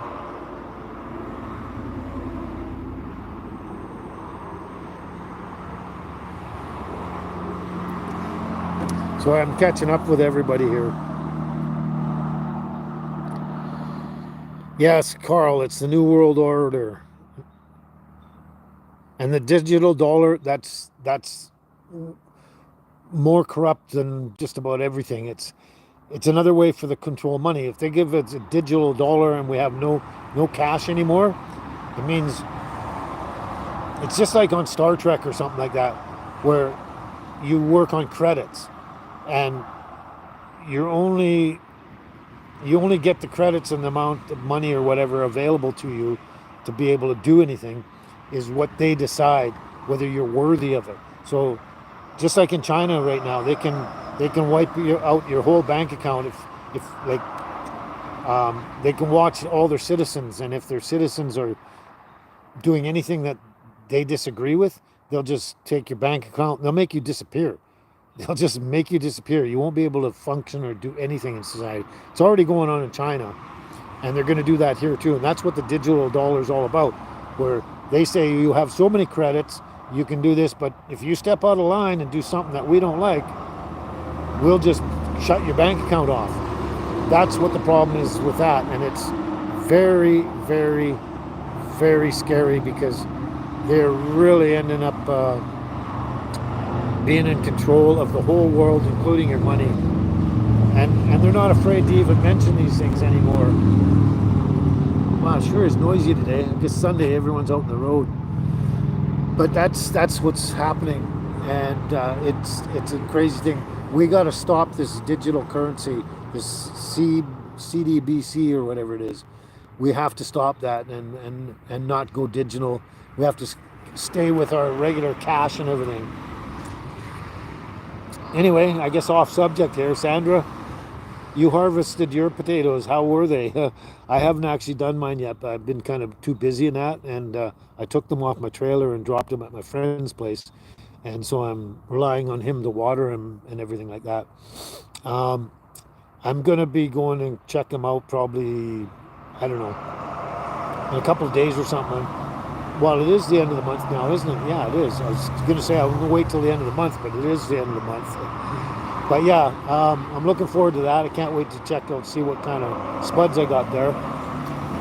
And that will be coming up. I'll probably do a video or something about that so far. But I'd like to know how yours are doing, Sandra.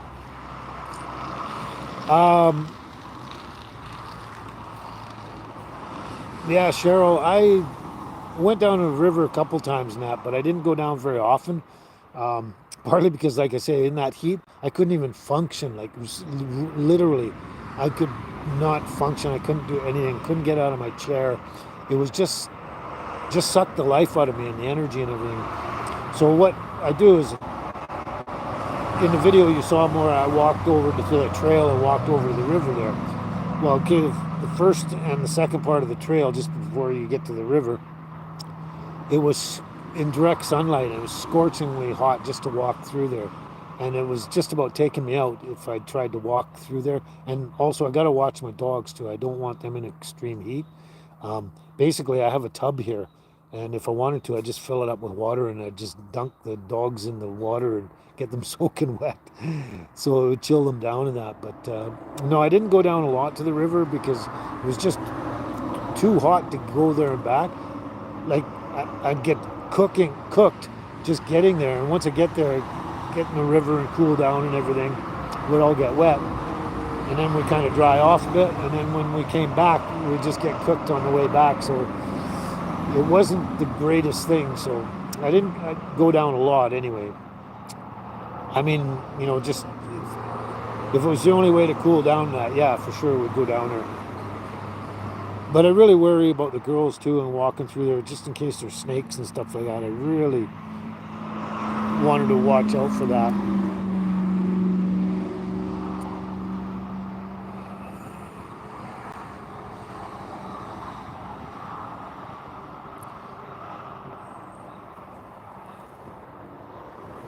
Okay, the comments seem to be okay for now. That's exactly true, Billy. Um, Walmart, another evil group of people. I mean, there's some of the richest people on the planet, and they have the same corrupt policies and everything. They want you to work at Walmart, but you spend all your money at Walmart. So you work and live and do everything with Walmart. I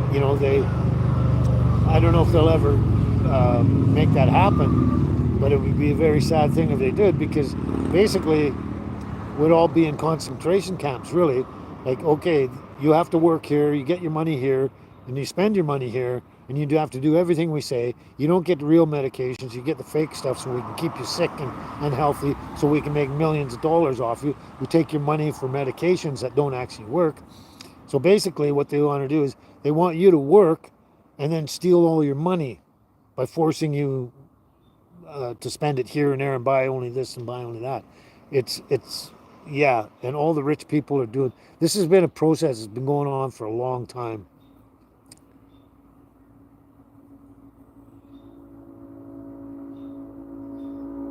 That's true, Deborah. It makes living on the road like me a pretty good thing. Pretty good thing. But the thing is that whether they understand it or not, one of the things they're going to have an issue with is people like me and everybody else I know that, if they basically cancel money and force everyone like us to not deal with their money, we'll just go out in the woods and we'll hunt our own food and we'll barter and trade amongst ourselves, and we won't even deal with the financial world and all these other people. We'll live in our own world, like off-grid completely, and deal with things that way. That's the way it's going to go, and it's going to create a lot of problems.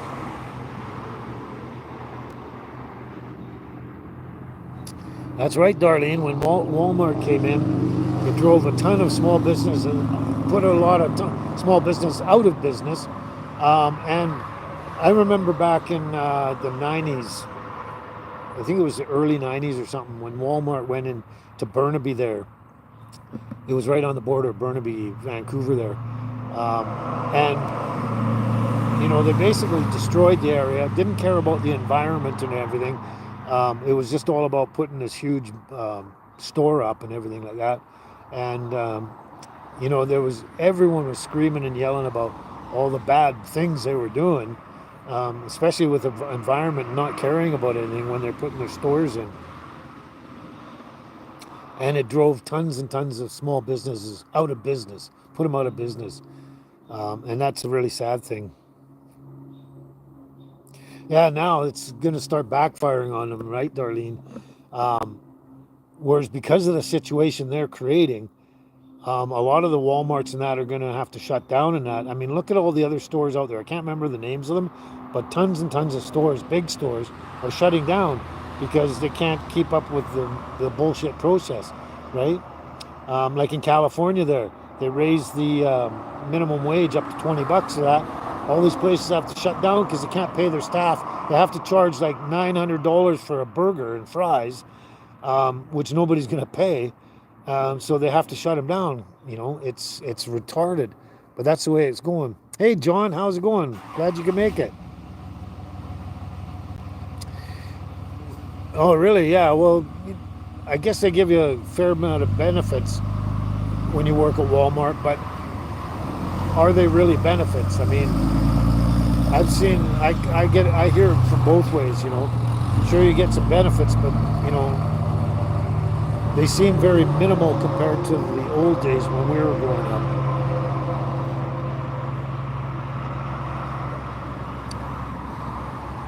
But I mean, for the average person that needs a job, needs to feed their family and survive and everything, John, yeah, you need a job. You work at Walmart, sure, it's great for you, for those people, they can survive and everything like that. But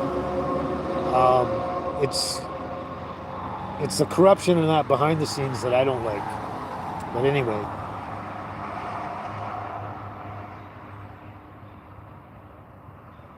Oh, I didn't know that. Didn't know that, Carl. The old coal mining camps had their own money and a store where you had to buy and shop for everything. I guess they were kind of that was way back in the day, and they were like, oh, what's the words I'm looking for?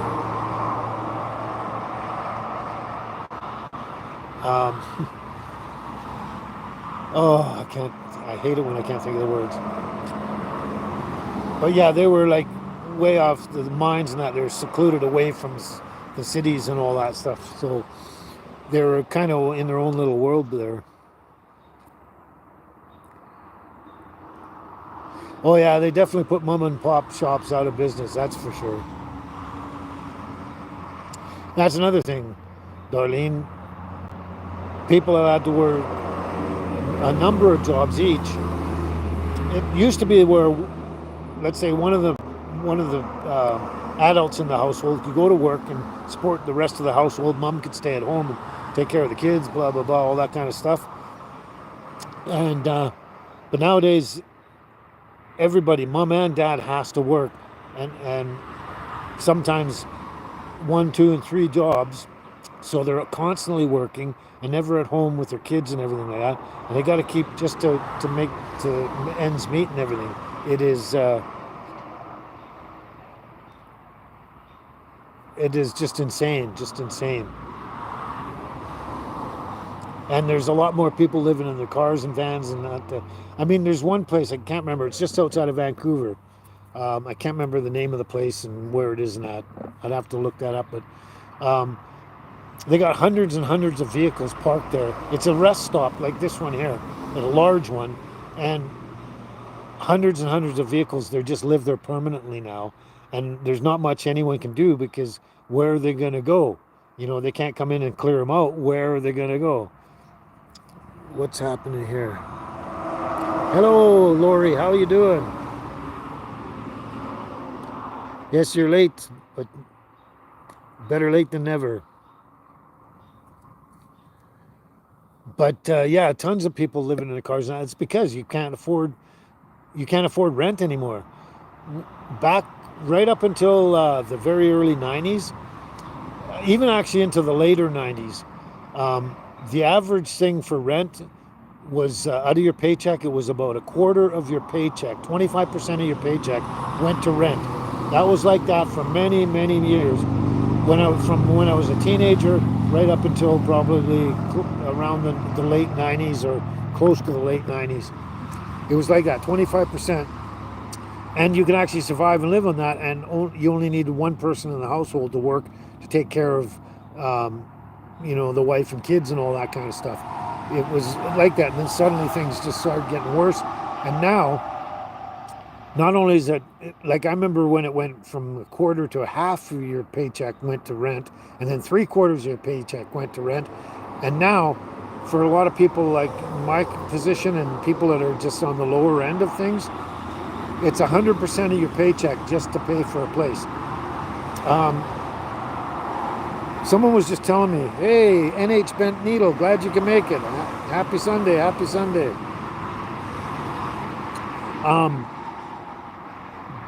I just heard of a little tiny, it was a bachelor suite somewhere, and it was going for $2,700 a month. $2,700 for the tiniest little bachelor suite. That's outrageous because the person doesn't even make $2,700 a month or something like that. So they not only takes all their paycheck, but they have to go find more money to make it happen. And if it was for me, I would be in the same boat. I would take all my paycheck and then I'd have to go find some kind of other income, which I couldn't do it with my condition and everything, to actually pay the rent. It's just insane. I know. I don't know if that's just California or if it's going to happen a lot of places, Darlene. I'm not sure, but yeah, they will be passing a law that you'll be arrested for being homeless. It'll be against the law to be homeless, even though they created all the conditions to put you there. So if they don't want you to be homeless, maybe they should create the conditions where nobody's homeless. That would make more sense than trying to force everyone to be homeless. It's crazy.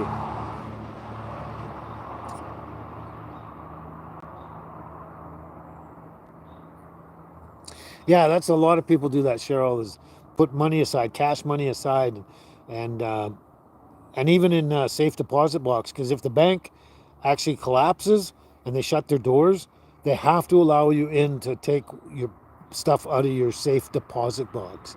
It's against the law for them to refuse you to take whatever you got in your safe deposit box. So there's that, or stuff under your mattress at home. But yeah, a lot of people. But the thing is as time goes on, people are even going to run out of those resources, and they're going to be screwed like everyone else and have to just have to fight to survive, kind of thing. Go out and shoot their own food, hunt their own food and everything like that, and do whatever they have to survive, because they're nothing but, yes, Deborah, yes, they will put you in jail for being homeless. I mean, they haven't passed a law yet that I know of anywhere, but they want to. I know it's been talked about over and over for a few years now. Everything's crazy, Lori. Everything is crazy. All these laws and all this stuff, everything about the world is corrupt. Like I was mentioned earlier, about 1913, the banking families took over the Federal Reserve, took it out of the government's hands. It's supposed to be in the government's hand, by the people, for the people. When you put it in private hands, it's not for the people anymore. It's for the rich that want to get richer. That's all it is. And it's now in their hands, and that's what's happening to the world. And a number of years ago, there was 4 countries that still had their own gold standard and their own money and everything, didn't have a central bank, and now there's only 2 left. Iran and North Korea. Those are the only 2 left in the world now that do not have a central bank owned and operated by the one percenters. And that's why they're attacking Iran now, because they want to take over the country. But they're going to have a tricky time of doing it. They can't just blatantly go in and bomb them and say, "Oh, sorry, we bombed you, but now we'll repair your country with a central bank." They just can't go ahead and do that with Iran, especially North Korea. They try that with either one of them, and it's going to start a third world war. Oh, it's out of control everywhere, John. The homeless, Vancouver, Seattle, Victoria, you name any city out there, and it's out of control. The homeless situation they have tent cities everywhere, massive tent cities everywhere, and they can't really do much about it because short of going in there and shooting everyone and killing everyone and burying them in the ground, they can't do anything. They have nowhere to put them, and they don't know what to do. And it's getting worse and worse. Thousands and thousands of people. It's getting worse every day. No, I hate politics. I've always hated politics, but it's even worse nowadays. But it's not. It's beyond politics. It's because these people are playing God with the rest of the world, and that is a very sad thing, because as I was growing up, that was the one thing nobody in the world was allowed to do was play God, right? And that's what they're actually doing now.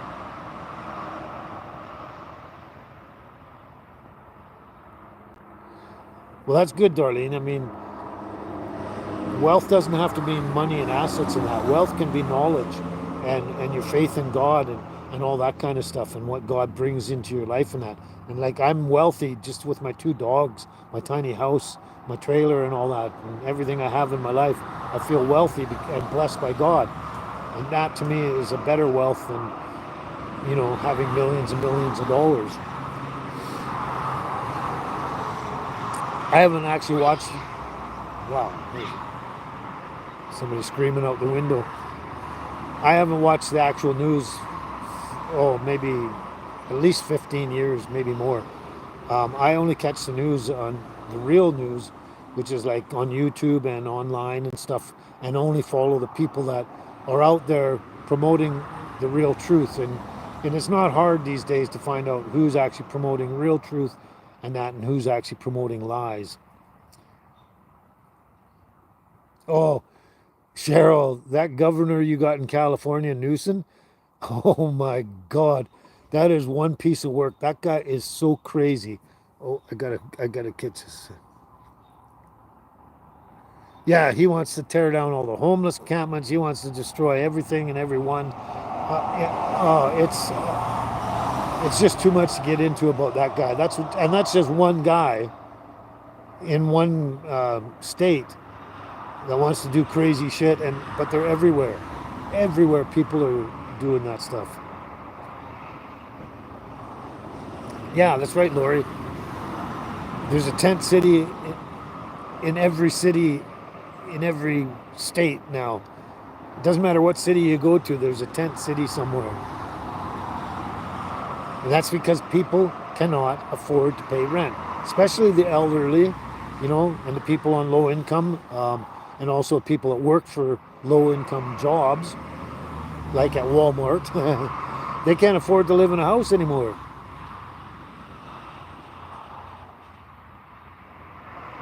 Yeah, that's so true, Darlene. They let abandoned buildings and stuff just fall apart and decay instead of actually putting some money into them um, and making it a good place for homeless people or people that are on low income and that to have a place to live. But they don't care anymore. Like, they don't care about anyone anymore. That's the problem. Yeah, that's good, John. You sit there with your grandchildren on your lap and that, and all your big family and everything, and you got your home right now still and property. You are a rich man. You're a very, very rich man, and that's great.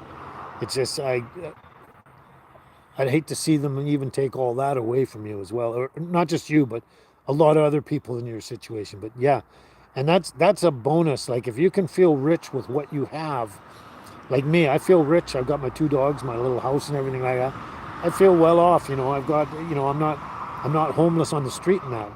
I feel really good, and I feel rich with because I believe in God and everything, and I rely on God and everything, and you know I feel rich for that reason. But I'm starting to lose my train of thought, though. Oh yeah, but that's part of the process. They don't want to help anyone at all. They absolutely do not. It's been a long time, and a lot of this goes back to Abraham Lincoln too.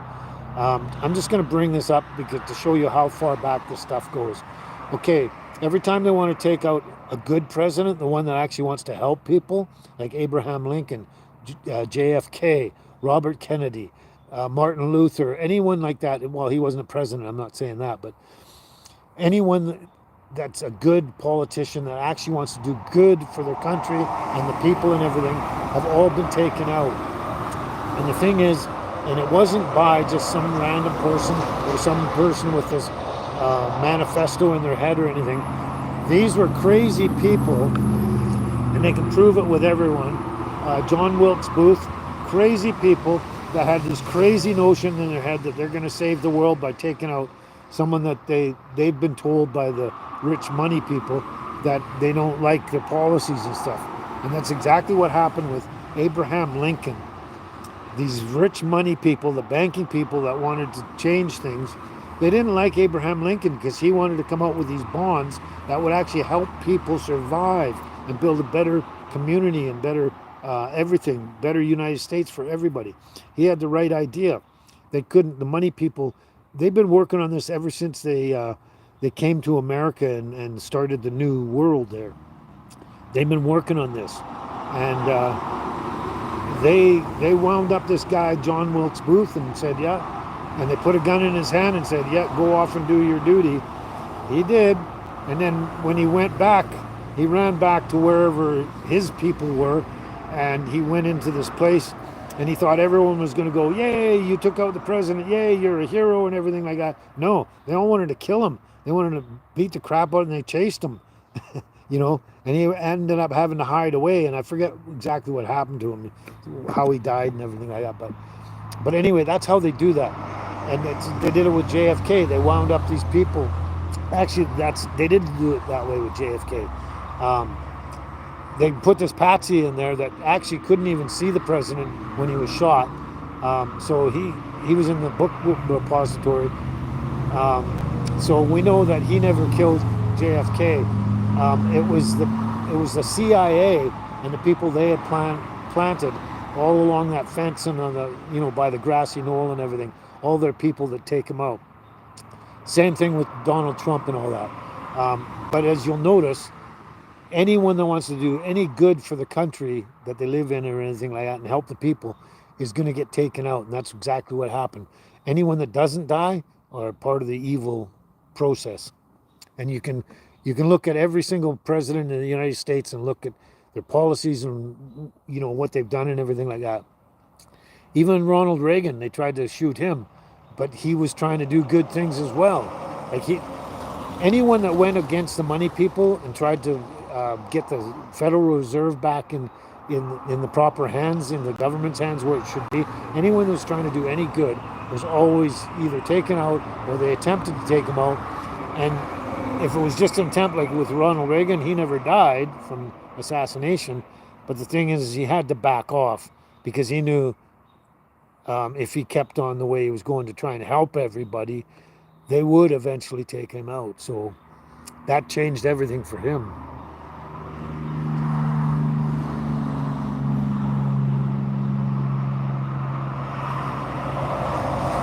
That's a new world order, Lori, that's been going on for a very, very long time. Like I say, that from the beginning of the United States. And it just got worse and worse as time went on. Yeah, I wish it was that easy, Cheryl, that the rich people would have to live in the streets to know what it's like to live that way. Yeah, I wish it was that easy. Though, I think they know. They just don't care. They don't want to know. Now that's funny. That's true. The Trojan horse was the most popular horse. Yeah. Oh, thanks, Darlene. Thank you. I am rich, and thanks for the compliment.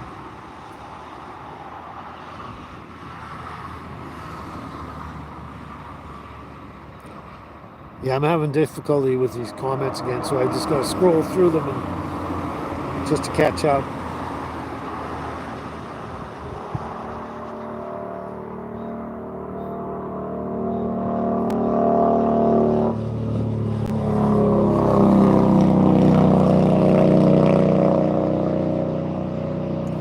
There's a lot of things that should be done, John, and they're doing all the wrong things and things against everyone. There's a lot of things that they really need to do out there.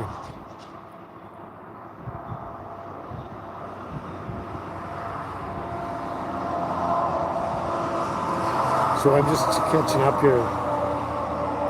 Yes, I'm very right about the Kennedy murder. I'm right about Abraham Lincoln murder, Kennedy murder, Robert Kennedy murder. I'm right about all of them because, I mean, I've just done the research. Not that I'm right, but the research, the truth is right out there. And that's what I'm speaking, is the truth about what actually happened. Um,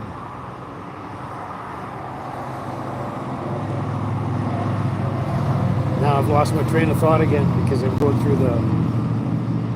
through these comments. But there was one thing I was going to say and I forgot what it was. But that's the plan and the motivation is the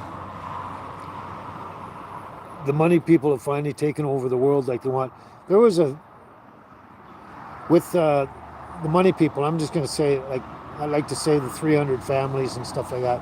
But one of them is the Rothschilds. Everyone knows the Rothschilds and stuff like that. And just in the Rothschilds alone, they probably put in over 300 years of this process with their family. And they've been passing it down from generation to generation. And you can see by the statements that each generation has made, they say the same statements. They say, I don't care who runs the country. Let me run the treasury and I will run the country. And they've said that for over 300 years or just shy of 300 years or something like that. A number of generations have repeated exactly the same thing in slightly different words. They say, I don't care who runs the country, just let me run the treasury and I run the country. And that's exactly what they've been doing. And that's what they finally did in 1913 when they took the Federal Reserve out of the government's hands where it should be and brought it into private hands where they could print the money and decide how much to put out and who gets what money and stuff like that. That was the worst thing that could happen. One of the worst things that could happen. Oh, okay. Said I needed some hormones, Darlene. I wasn't sure, but hormones help with memory loss. Yeah, that's very true. But yeah, there was something I was about to say that I can't remember. It was fairly important.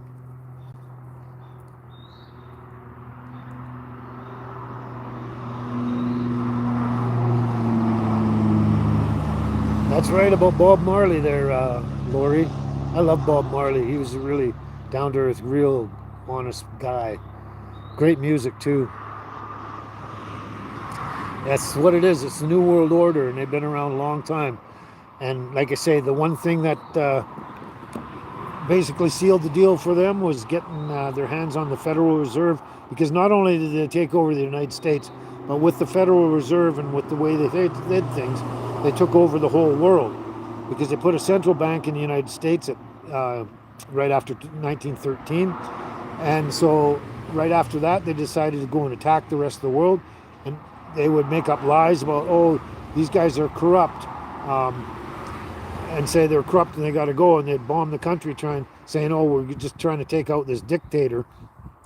But they would kill lots of innocent people and stuff. And they killed their own U.S. troops as well, trying to do all this stuff. And then after they bombed the country and it was decimated, they would say, okay, well, we'll help you rebuild your country now. First, we're going to put in a central bank. They slap a central bank in there and say, now with our money, we'll help you rebuild the country. But what they do is they sell the money to that country, whether it's the United States or anyone, at such a high inflationary rate that they'll never ever pay off the interest, let alone even touch the principal or capital.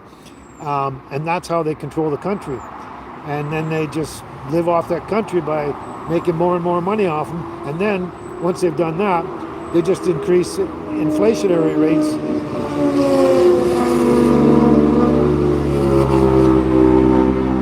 Wow, motorcycles are the noisiest. Yeah, that's right, John. Bob Marley was a poet and a prophet, very much so.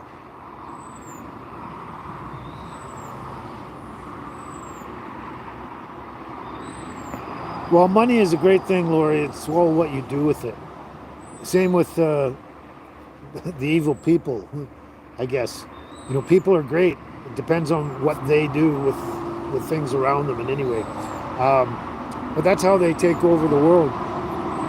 They finally got their hands on the United States in 1913 with that Federal Reserve, and they've been doing the same with every country around the world. And like I say, a few years ago, there was 4 countries left, and now there's only 2. 2 that do not have the central bank. And Iran is still running off their gold reserves, basing all their money on their gold reserves. Did I just... oh, thanks, Cheryl. Thanks for the compliment.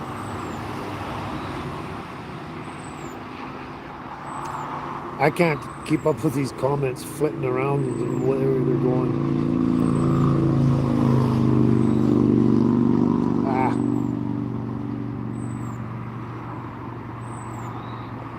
I'm glad most of you are talking amongst yourselves a bit there, so that helps. Helps me to go through all this. Well, we already hit 2 hours already. I gotta check. I'm down to 34% battery now. So my phone battery is lasting longer, that it's not such an intense heat today. It's clouded over, so it's not bad. It's about, well, it was supposed to hit 90, but I think it's barely even 80 right now, if that. But that's what's happened in the world. And it's all about these evil, greedy money people. Yeah, I think it is with North Korea too, Deborah. I believe they have their own currency based on, I believe, on a gold standard of the gold that they have in the country. I'm not 100% sure of that, but they're completely separate from the rest of the world now, just like Iran is, as far as that goes. And so they're running everything on their own standards. The only problem with North Korea is all of them that are running the country have been for a long time evil, greedy people, and they're doing the same thing as the rich money families are doing for the rest of the world. Is they're keeping all their people in poverty, and they're just keeping all the money in their own pockets, and with their upper echelon of their group of people, I guess the rich elites in their country. It's totally separate from the rest of the world, but it's the same process going on. And that's why North Korea is such a screwed up country, is because they don't give a shit about their people. Just like China, they don't give a shit about their people. And they'll kill their own and whatever, let them starve to death. I mean, back in I guess it was the late 90s. No, it wasn't, not the late 90s. It was around 2010, 2009, 2010, in that general area there. Maybe 2008, something like that. I remember seeing, every once in a while you'd see some videos and stuff coming out of North Korea, the ones that actually got out and they weren't confiscated by the government. The people over there were starving so badly they were eating grass. They were eating grass to try and stay alive, which is almost impossible for humans because humans can't digest grass, right? Even if you squeeze all the grass juice out of it, it still only gives you a minimum amount of nutrition. But literally, they were eating grass over there. I'm not kidding you. It's no word of a lie. Darlene, you're just so full of it. Darlene, thank you so much. But maybe you're trying to change the subject, I think. But that's what's happening. And so North Korea is just corrupt on its own. You know, it doesn't matter that the whole rest of the world has been taken over by filthy, rich, evil people, and they have that agenda. North Korea already had that agenda. And I don't understand. That just doesn't even make sense. Why would, you have like a small handful of people that control all the money, and to hell with anyone else, whether they are allowed to eat food or not. It's crazy. Crazy.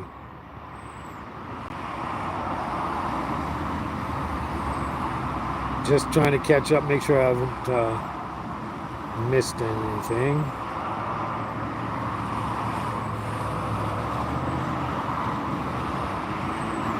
But thank you all for all the nice comments and compliments for me. It's really nice. It makes me feel good.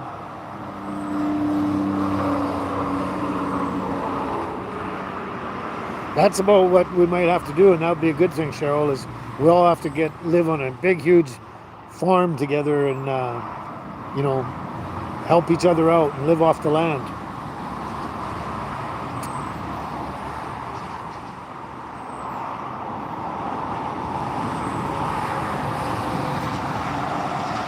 Kent warning booby traps again. What's that mean, Carl? Booby traps of the corrupt people in the world. Oh, Billy T, you're the modern day Easy Rider. Yeah, I think we all need to be that way, Billy. You know, have the real people of the world. Even with the movie Easy Rider, when it first came out, I was 13 years old. Loved that movie. I've seen it so many times now. I thought it was great and wonderful. But, you know, we just thought of it as a movie, entertainment, interesting, fictional story. But it was actually, a lot of that was actually true. And it was a precursor to what was really going on in the world. Like, it was just giving us an idea of what was actually going on in the world again,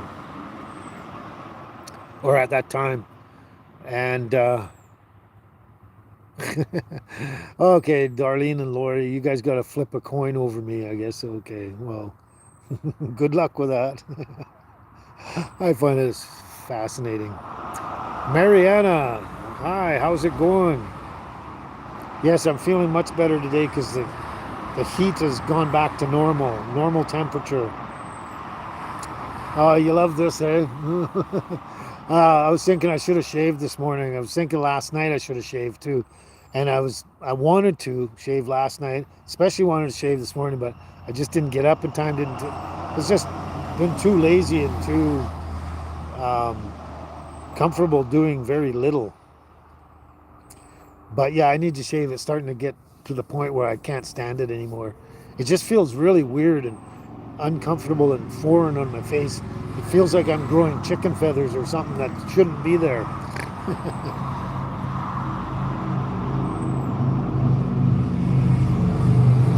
Oh, there you go, Billy T. That's the idea. There's a bison ranch for us. He's talking to Cheryl, but 1,800 lots of land. 1,800 lots of land, a bison land. Yeah, we could all go and live on there and take care of each other. Oh, thank you, Mariana. More compliments. Thank you so much.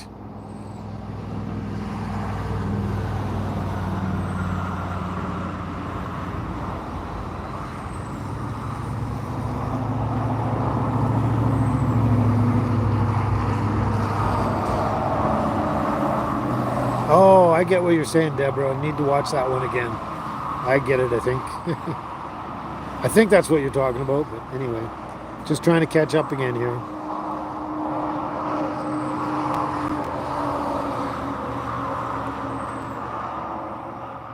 I'm missing stuff here, I think.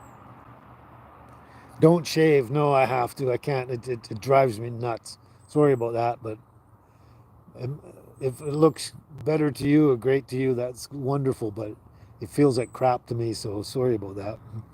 Yeah, Lori and Darlene are setting traps for me, aren't they? Aren't they, Carl? Yeah.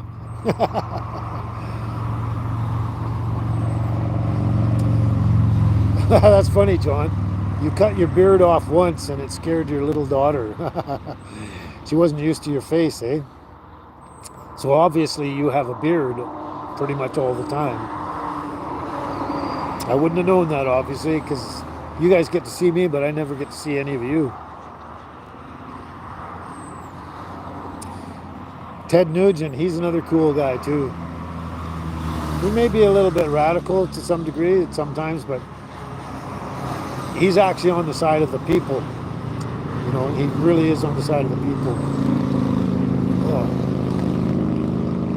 It's not really heartburn yet, but getting that thing where you're belching up all the time. Oh. Always got a beard, eh, John? Always. Oh. That'd be very interesting now that I've thought about it. It'd be very, you guys all see me and know what I look like. I'd really be interested in seeing each and every one of you and knowing what each and every one of you look like. I know a couple of you because I've seen your pictures. Like Lori, I've seen your channel, so I've obviously seen your picture of you and your dogs. But it'd be nice to know the rest of you. Maybe I don't want to know. I don't know.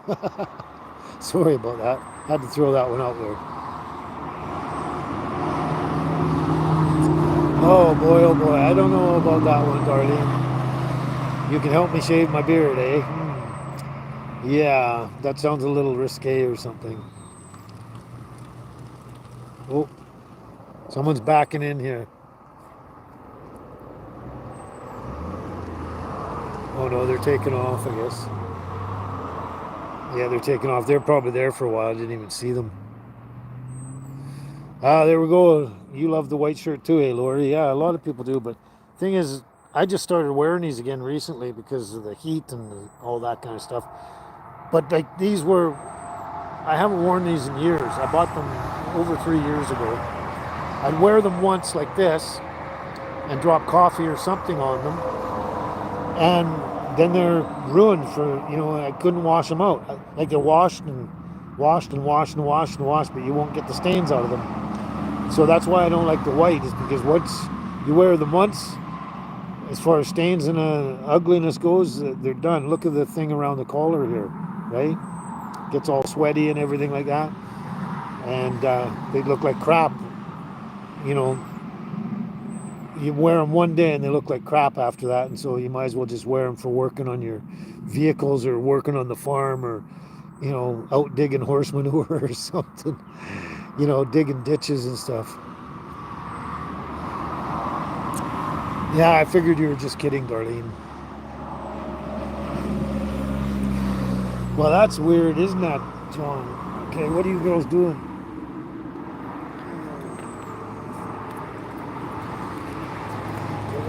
Oh, there they are. They're okay. They're okay.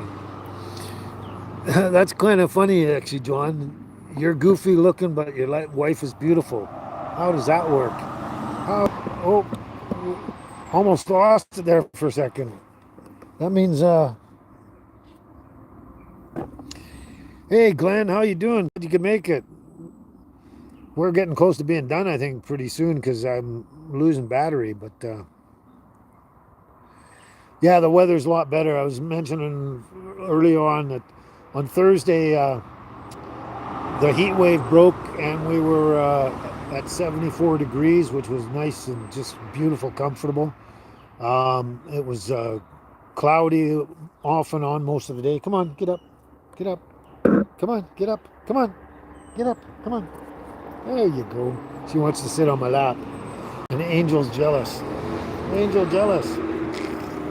You went up too? Okay, everybody up. Come on, get up here. Get up. And I got two little children on my lap here. Oh boy, this one's in my face. Oh, so is a bug. Okay, you're a little too much, Angel. Yeah. Oh boy, bugs in my eyes. Oh boy. Anyway, I forgot what we were talking about. Let's go back again. Yeah, so anyway, yeah, the weather changed and it's been half decent the last few days. Yesterday, I think it was hitting 90 degrees and then it got cloudy again, so that helped a bit. And it started to rain last night too. Just before supper, I think. Not very much, but enough to make it feel really comfortable and everything. So the weather's been a lot better lately. Today it's supposed to hit 90 degrees, but it's clouded over again, and so that's gonna keep it down a bit.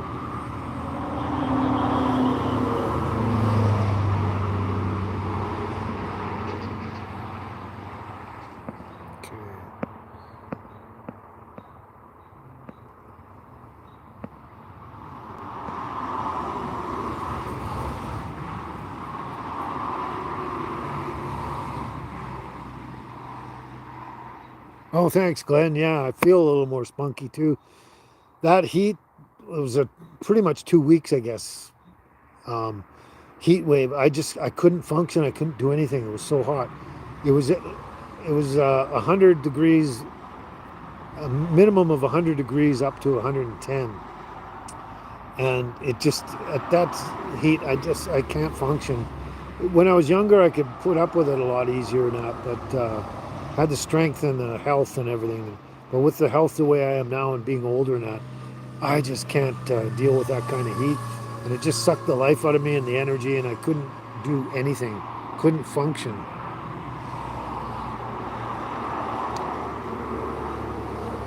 Well, you're in the Netherlands, eh, Mariana? And it's 23:18, so you're almost midnight there. Wow.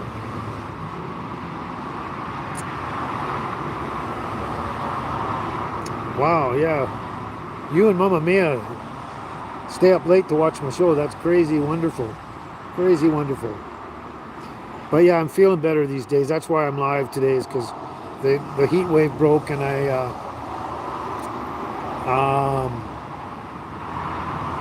what? I got to get to this. And yeah, much better now. So hopefully it'll just stay normal weather for a long period of time. This is weird. People come and look at this. Can you see that? It's a huge parking lot, and people have to park right behind everybody else. Like right up behind. They're almost touching the vehicle there. They can't just park down there at the other end and do their thing down there and stay away from everybody. They got to park right beside each other. Happens all the time here. Anyway, back to this again. But yeah, the weather. But anyway, it's interesting. I'm glad you brought that up, Cheryl, because before I even stay here, yeah, before I even went live, I remembered about you sending me the pictures of the kittens there, and I thought they were really cute and everything, and I was going to bring that up today, and I forgot. I'm glad you mentioned it. So yeah, those are pretty cute kittens you got there, Cheryl. Really nice. I like the Siamese looking ones. I always like, my favorite probably is a Siamese style cat. But yeah, really nice kittens there. You shouldn't have a hard time getting finding good homes for them and that. I wouldn't imagine, but you never know. It's really getting expensive just to have pets these days too, let alone feed ourselves and pay our rent and that. It's getting very expensive just to feed your pets. And that's a sad part. That's going to be really a hard thing for a lot of people like me that have pets, right? But anyway, you got the mother of the kittens spayed, and it cost you $315. This is getting insane. Very insane. It's the same with my dogs. Actually, worse with the dogs. And the reason I haven't actually had baby spayed yet, it's going to cost me $500. $500 just to spay her. But to neuter a male dog, I think it costs maybe $100. So I know it's more of a surgical procedure and that, blah blah blah. But that's a big difference between $100 for a neuter and $500 for a spay. But that's the thing, and the only way I'm going to be able to afford to do that for both the dogs is if I can. Apparently, if I go to SPCA, and if you're on a low income of a certain level, they can give you some kind of thing. I'm just staring at. There's a van just pulled up, and he pulled up right behind that other guy, like right behind them. Big parking lot, lots of space here. 3 vehicles, almost touching end to end. And it's not about shade because it's cloudy, so the whole place is shaded so it's not about they're trying to get in the shade.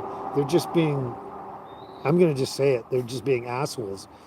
And they have to crowd everyone out. It's really bizarre. And not only that, okay, they park way over here, and then they walk way over there to the picnic area to walk their dogs or go sit down or use the washrooms or anything. So instead of parking beside the picnic grounds and beside the washroom and use them, where it's a lot closer, they have to walk, like a half a block or something away. Anyway, I just find people really weird and fascinating, weird in a crazy, stupid way. Sorry about that. But yeah, that's expensive remember The Price is Right, Bob Barker, constantly going, have your pets spayed and neutered. Oh, these bugs. Itchy. Yeah, but it's almost impossible for the average person to do that anymore. They want you to control the pet population by having your pet spayed and neutered, but they make it almost impossible to afford it. Crazy. But anyway, yeah, I also hate people that dump the cats out or dogs out or any animal out anywhere, either to just get rid of them and make it somebody else's problem. Oh, Excuse me, I was checking where Angel was. Um, but sometimes they throw them out, and even little puppies and kittens and stuff to die out there. It's like what the hell? Can't you just drop them off to a place like SPCA or any of those, especially the privately owned ones, are probably the best. That will actually take care of these animals, you know, take care of any illnesses or anything they have, spay, neuter them, and then find good homes for them. Like, why can't people do that instead of just throwing them out the window or whatever they do? It's insane. That's we've got some of the worst animal cruelty on the planet um, in this day and age now. It's absolutely insane. You know, if you can't afford them, you shouldn't have them in the first place. And if it gets to the point, maybe you could originally afford them, but if it gets to the point you can't, take them where they should go. Don't just dump them somewhere and let them be someone else's problem, or dump them somewhere where they're just going to die, because they're not going to die suddenly. They're going to die a horrible, painful, slow death. And I hate talking about that because it makes me angry. And I hate people that do that. It's one thing to do that with other people, and that can actually think around the situation, but animals don't know why you're doing stupid shit like that. Anyway, that's one of my biggest pet peeves is animal cruelty, and there's a lot of people out there that I believe that should never ever legally be allowed to own pets, never, just because they don't know the first thing about it, and they're most inconsiderate to the animals. It's nuts. Anyway,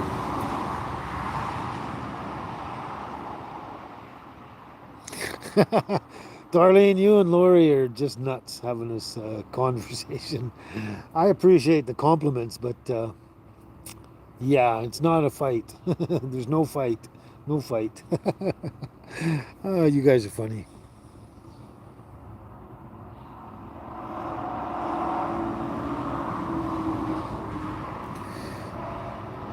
Hey, Angel, come over here.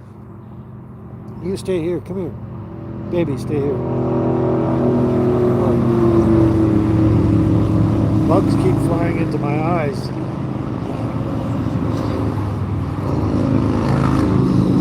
Thankfully, noisy. Thankfully, there's no mosquitoes.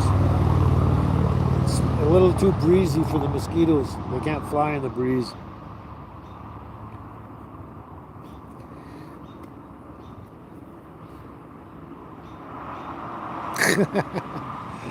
Lori, Darlene, all you guys are crazy, crazy, crazy. Nobody's fighting over me. Nobody. It's me and my dogs. My dogs are the love of my life. But anyway, yeah, Cheryl. No, your kittens are really cute, and they look like they're pretty healthy now that you've got a hold of them and everything like that. And I'm hoping you find really good homes for them and stuff like that. Assuming you can't keep them all, that would be good. But yeah, obviously you're taking good care of them, and they look really nice looking kittens, and they look healthy. So good for you. And I'm sorry last Sunday went so slow without my live, but it was so brutal. I couldn't. I don't know. You must have caught that I took my friend to the hospital, and that was probably the main reason, because I didn't get back until 5:30 in the morning, and I never got any sleep, and it was just too tired, too exhausted, too hot to actually go live. Yeah, NH bent needle. It is really weird that they do that. I mean, apparently we have a brain, but a lot of people out there don't want to use it. They can't just stop and think, well, you know, if I can't have this pet and I can't afford it or whatever the situation is, I should take this pet, take it to where it would be looked after. Why can't people just stop and think logically? It's I find that not only and um, cruel and all that stuff, I think it's crazy that they just can't think about it logically and do the right thing. It's nuts. Okay.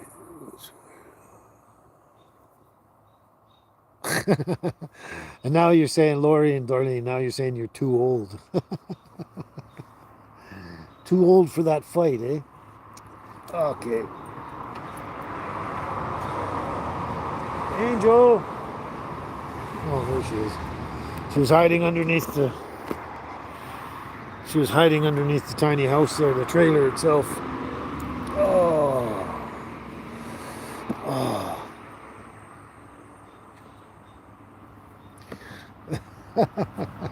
That's cute, John. You don't sound too old, Darlene. I think it's funny saying that when you're just reading a comment. That's a good one. Good one, though, John. Good one.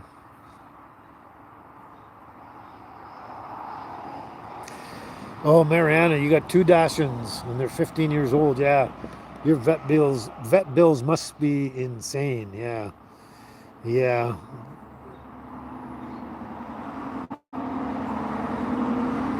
Oh, okay, Darlene.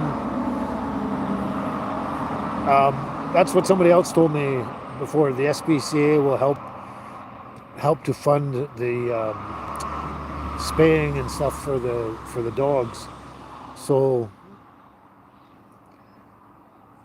that seems to be a confirmation that someone else that you don't even know said exactly the same thing. So I will definitely check into that as soon as I get to that point. And you were going to tell me that too, eh, Lori? Okay. Oh, that's good at Mariana. In the Netherlands, you got a dog food bank. That's really good. Yeah, we have the food banks here, and they also carry cat and dog food, but it's all in one. It's the People Food Bank, and whatever dog and cat food they have on hand when they get it. But that's actually a good idea. Have a food bank for dogs and cats, as well as a separate one for people. That'd be a really good idea.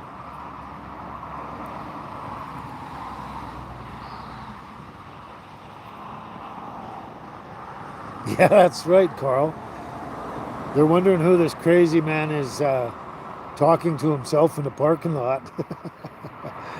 They probably don't realize right away that I've got my phone in my hand, and that's probably what I'm doing. But yeah, a lot of people give me strange looks when they go by, because I'm sitting here talking out loud, and they walk right by me, and I'm talking and talking, and they kind of look at me like, who the hell is he talking to? But I mean, I do have my phone in my hand, so that should let them know. Holy cow, Darlene, I forgot about that. You're 77. Wow. Wow. I'm 6 months away from 70, and I find that almost unfathomable. Fathomable. I don't know about lasting another 7 or 10 years. I don't know. I don't see it for some reason. Wait a minute. I think I missed something. Did you mean introverted or inverted, Lori? You said inverted. I think you meant introverted. I don't know what you meant. Yeah, that's right, Billy T. Darlene's just a young kitty. 77 years young.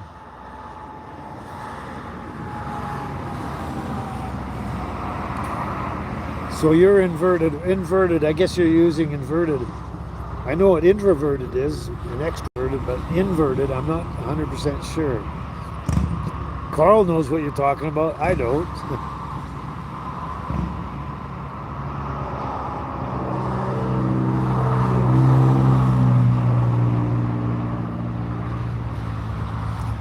You got feral cats too, Lori? You say your feral cats over there are going crazy?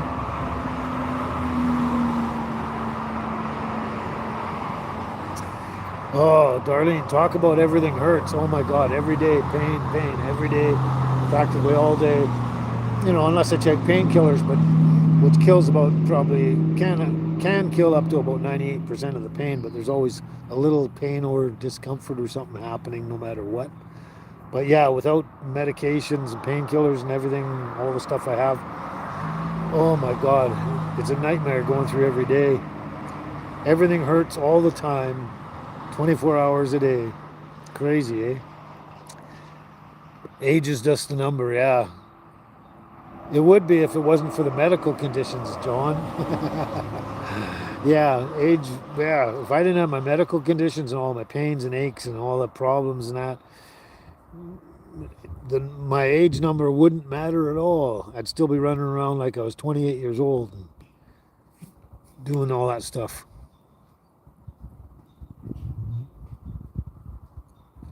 Okay, you guys are getting into a realm that's kind of, I don't know. I don't know what the word is for it, but age is just a number, Darlene. You sound like you could be fun on a Saturday night. Okay, I'm not even going to go there, John. We could take that a lot of different ways, can't we? Oh, I love this channel. I mean, I love this group on this channel.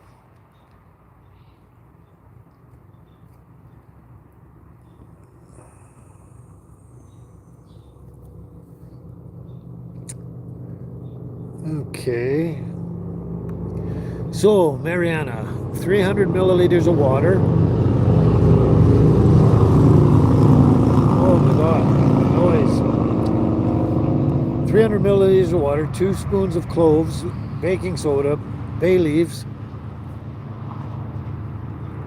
Boil it all. Boil it all with the baking soda and everything.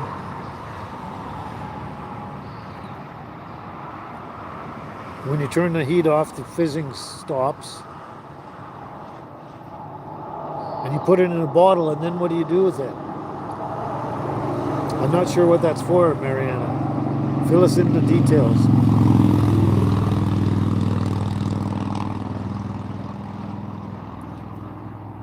Yeah, that could be true, Billy. During COVID, everyone wanted pets, and now they don't want them. That, you know, that's a really good possibility, which is sad because that means people are just what's the word I'm looking for?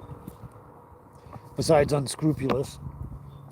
Oh, I can't think of the word right now, but yeah, that's sad.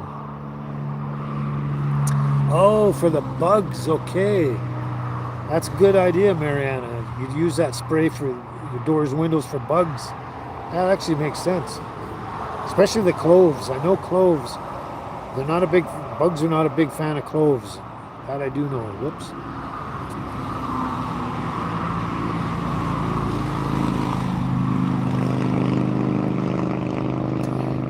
Lori, you have a cat named Sativa who's very popular on YouTube. I have to check that one out. Sativa, we know where that comes from.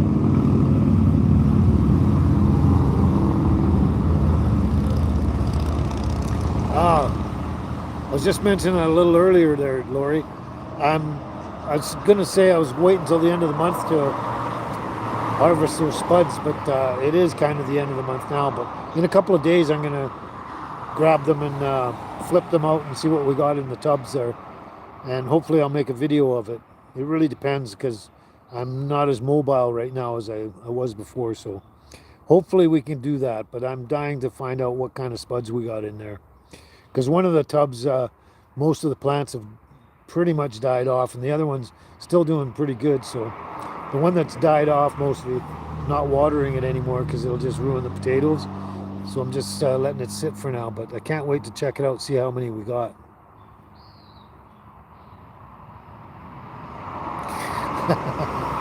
That's a good one, Darlene had.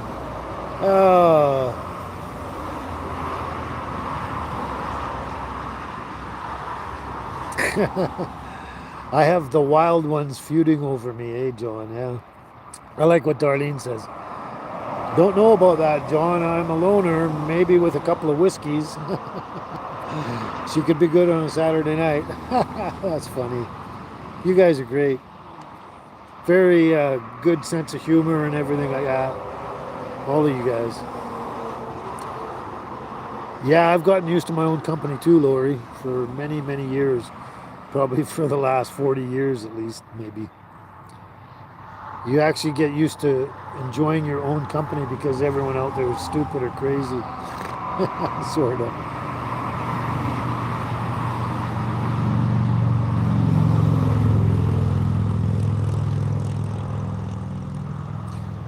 Yeah, well, Darlene, we have to look out for each other. And when we're friends, we're friends. And that's what friends do. My hands get so, get so sore holding this phone up all the time. I have to keep switching back and forth. I'm reading these lovely comments from you, Lori and Darlene and that, but I'm not going to keep mentioning them. You guys can read them. Yeah, I remember you saying before, John, that your wife and you had been together a very long time. I couldn't remember how long, but 38 years. That's a good long time. That's beautiful, man. That is. I mean, I always wished, like way back when, that I would find the right woman for me, settle down, and we'd be together until we were old, like, like 30, 40, 50 years together or whatever. Just never happened. Never found the right person. Yeah, just some people do and some people don't. And I was one of the, I guess, I'm going to say one of the more unlucky ones where I just didn't find the right person and didn't have a long relationship with anyone.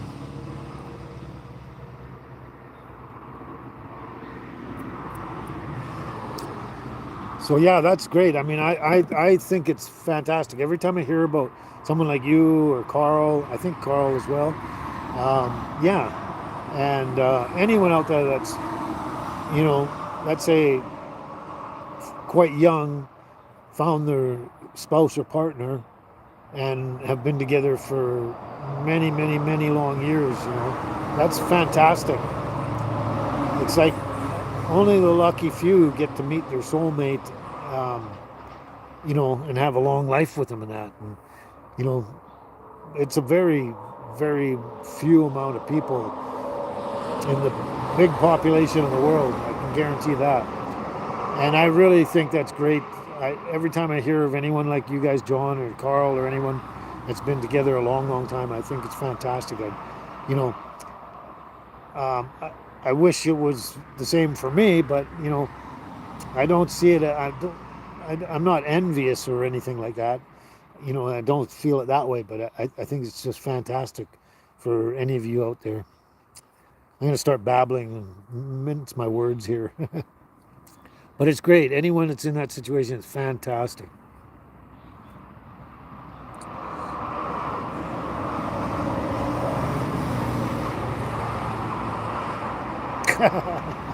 Oh, that's good. Darlene says, I commend you, John, for your long marriage. And John says, I'll ask my wife, Darlene.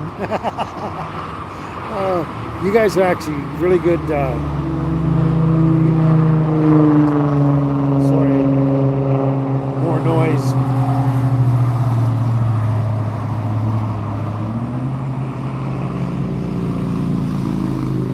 Oh, wow. So Carl and John have both had their relationships for 38 years. That's cool. That's interesting. What a coincidence.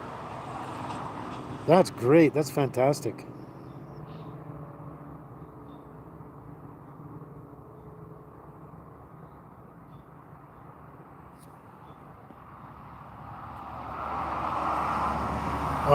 You know what, Cheryl?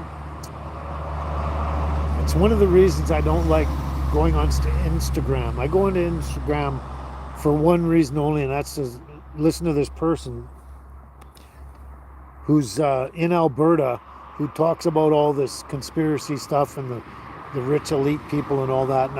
And they're really in the know and they have a lot more information. I like to get more information. It's the only reason I go on Instagram. Otherwise, I wouldn't bother with it because going on Instagram, it's like almost nonstop. People that have thrown out animals somewhere right? Thrown them by the side of the road or something, abandon them, whatever like that. And there's always someone out there rescuing animals, and some of them are in horrifying shape and everything like that. And I can't stand that. I can't watch that. I can watch a lot of stuff out there, but that's one thing I cannot really watch. It breaks my heart. I mean, I know it's out there and I see it on the videos and that, but I can't watch it. I have to not look because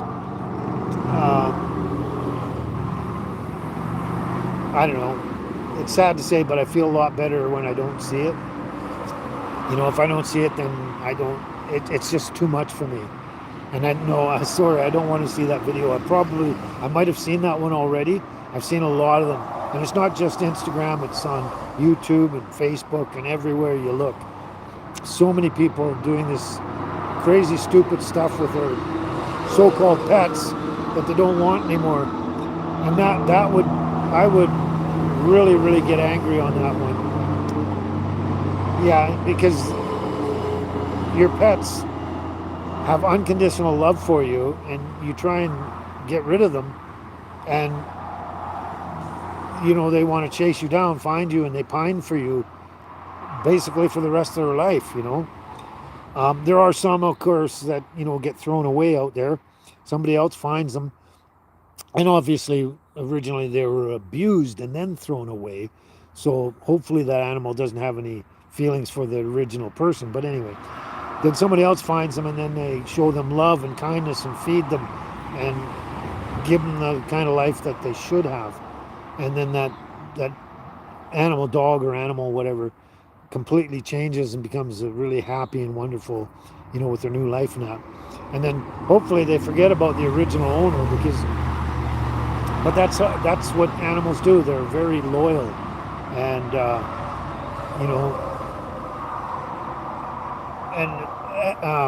animals, pets, and that are a perfect example of what do they call it?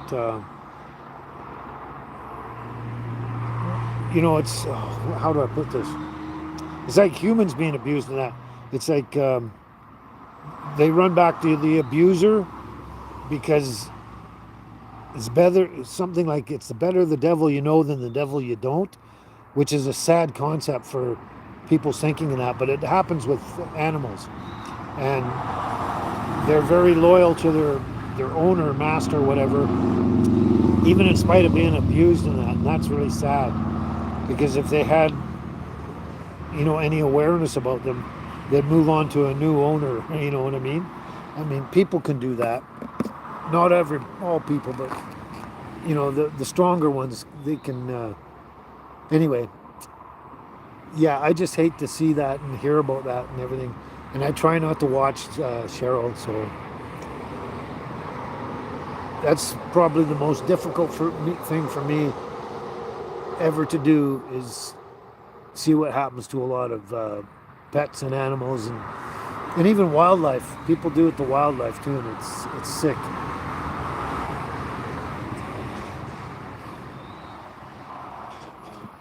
Well, that's a pretty long, good relationship too, Lori. You stayed married to your husband until he was passed on. It sounds like you had a good long relationship. Oh. Bugs. 40 years, there you go. You beat John and Carl. 40 years. Wow. See, that's a good long relationship. That's great. I admire people and I think it's fantastic. Anyone that finds the right person and have a long marriage relationship, I think it's just fantastic. Fantastic. I kind of wish it for me too, but it didn't happen. So, what can I do? I can't change that. I think everywhere you go, Lori, they have feral cats everywhere. Oh, there goes what the hell just happened? Oh, great. What the hell just happened? Oh, great. Are you still there, everybody? Okay, it says I'm live, but I can't see anything. Why? can't see.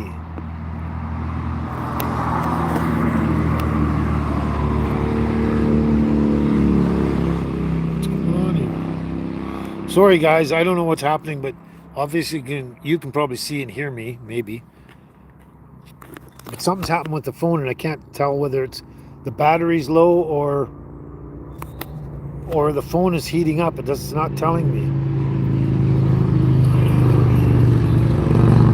Oh man, I can't even see myself. I can just see a bare outline and I can't even read the comments. What's going on here?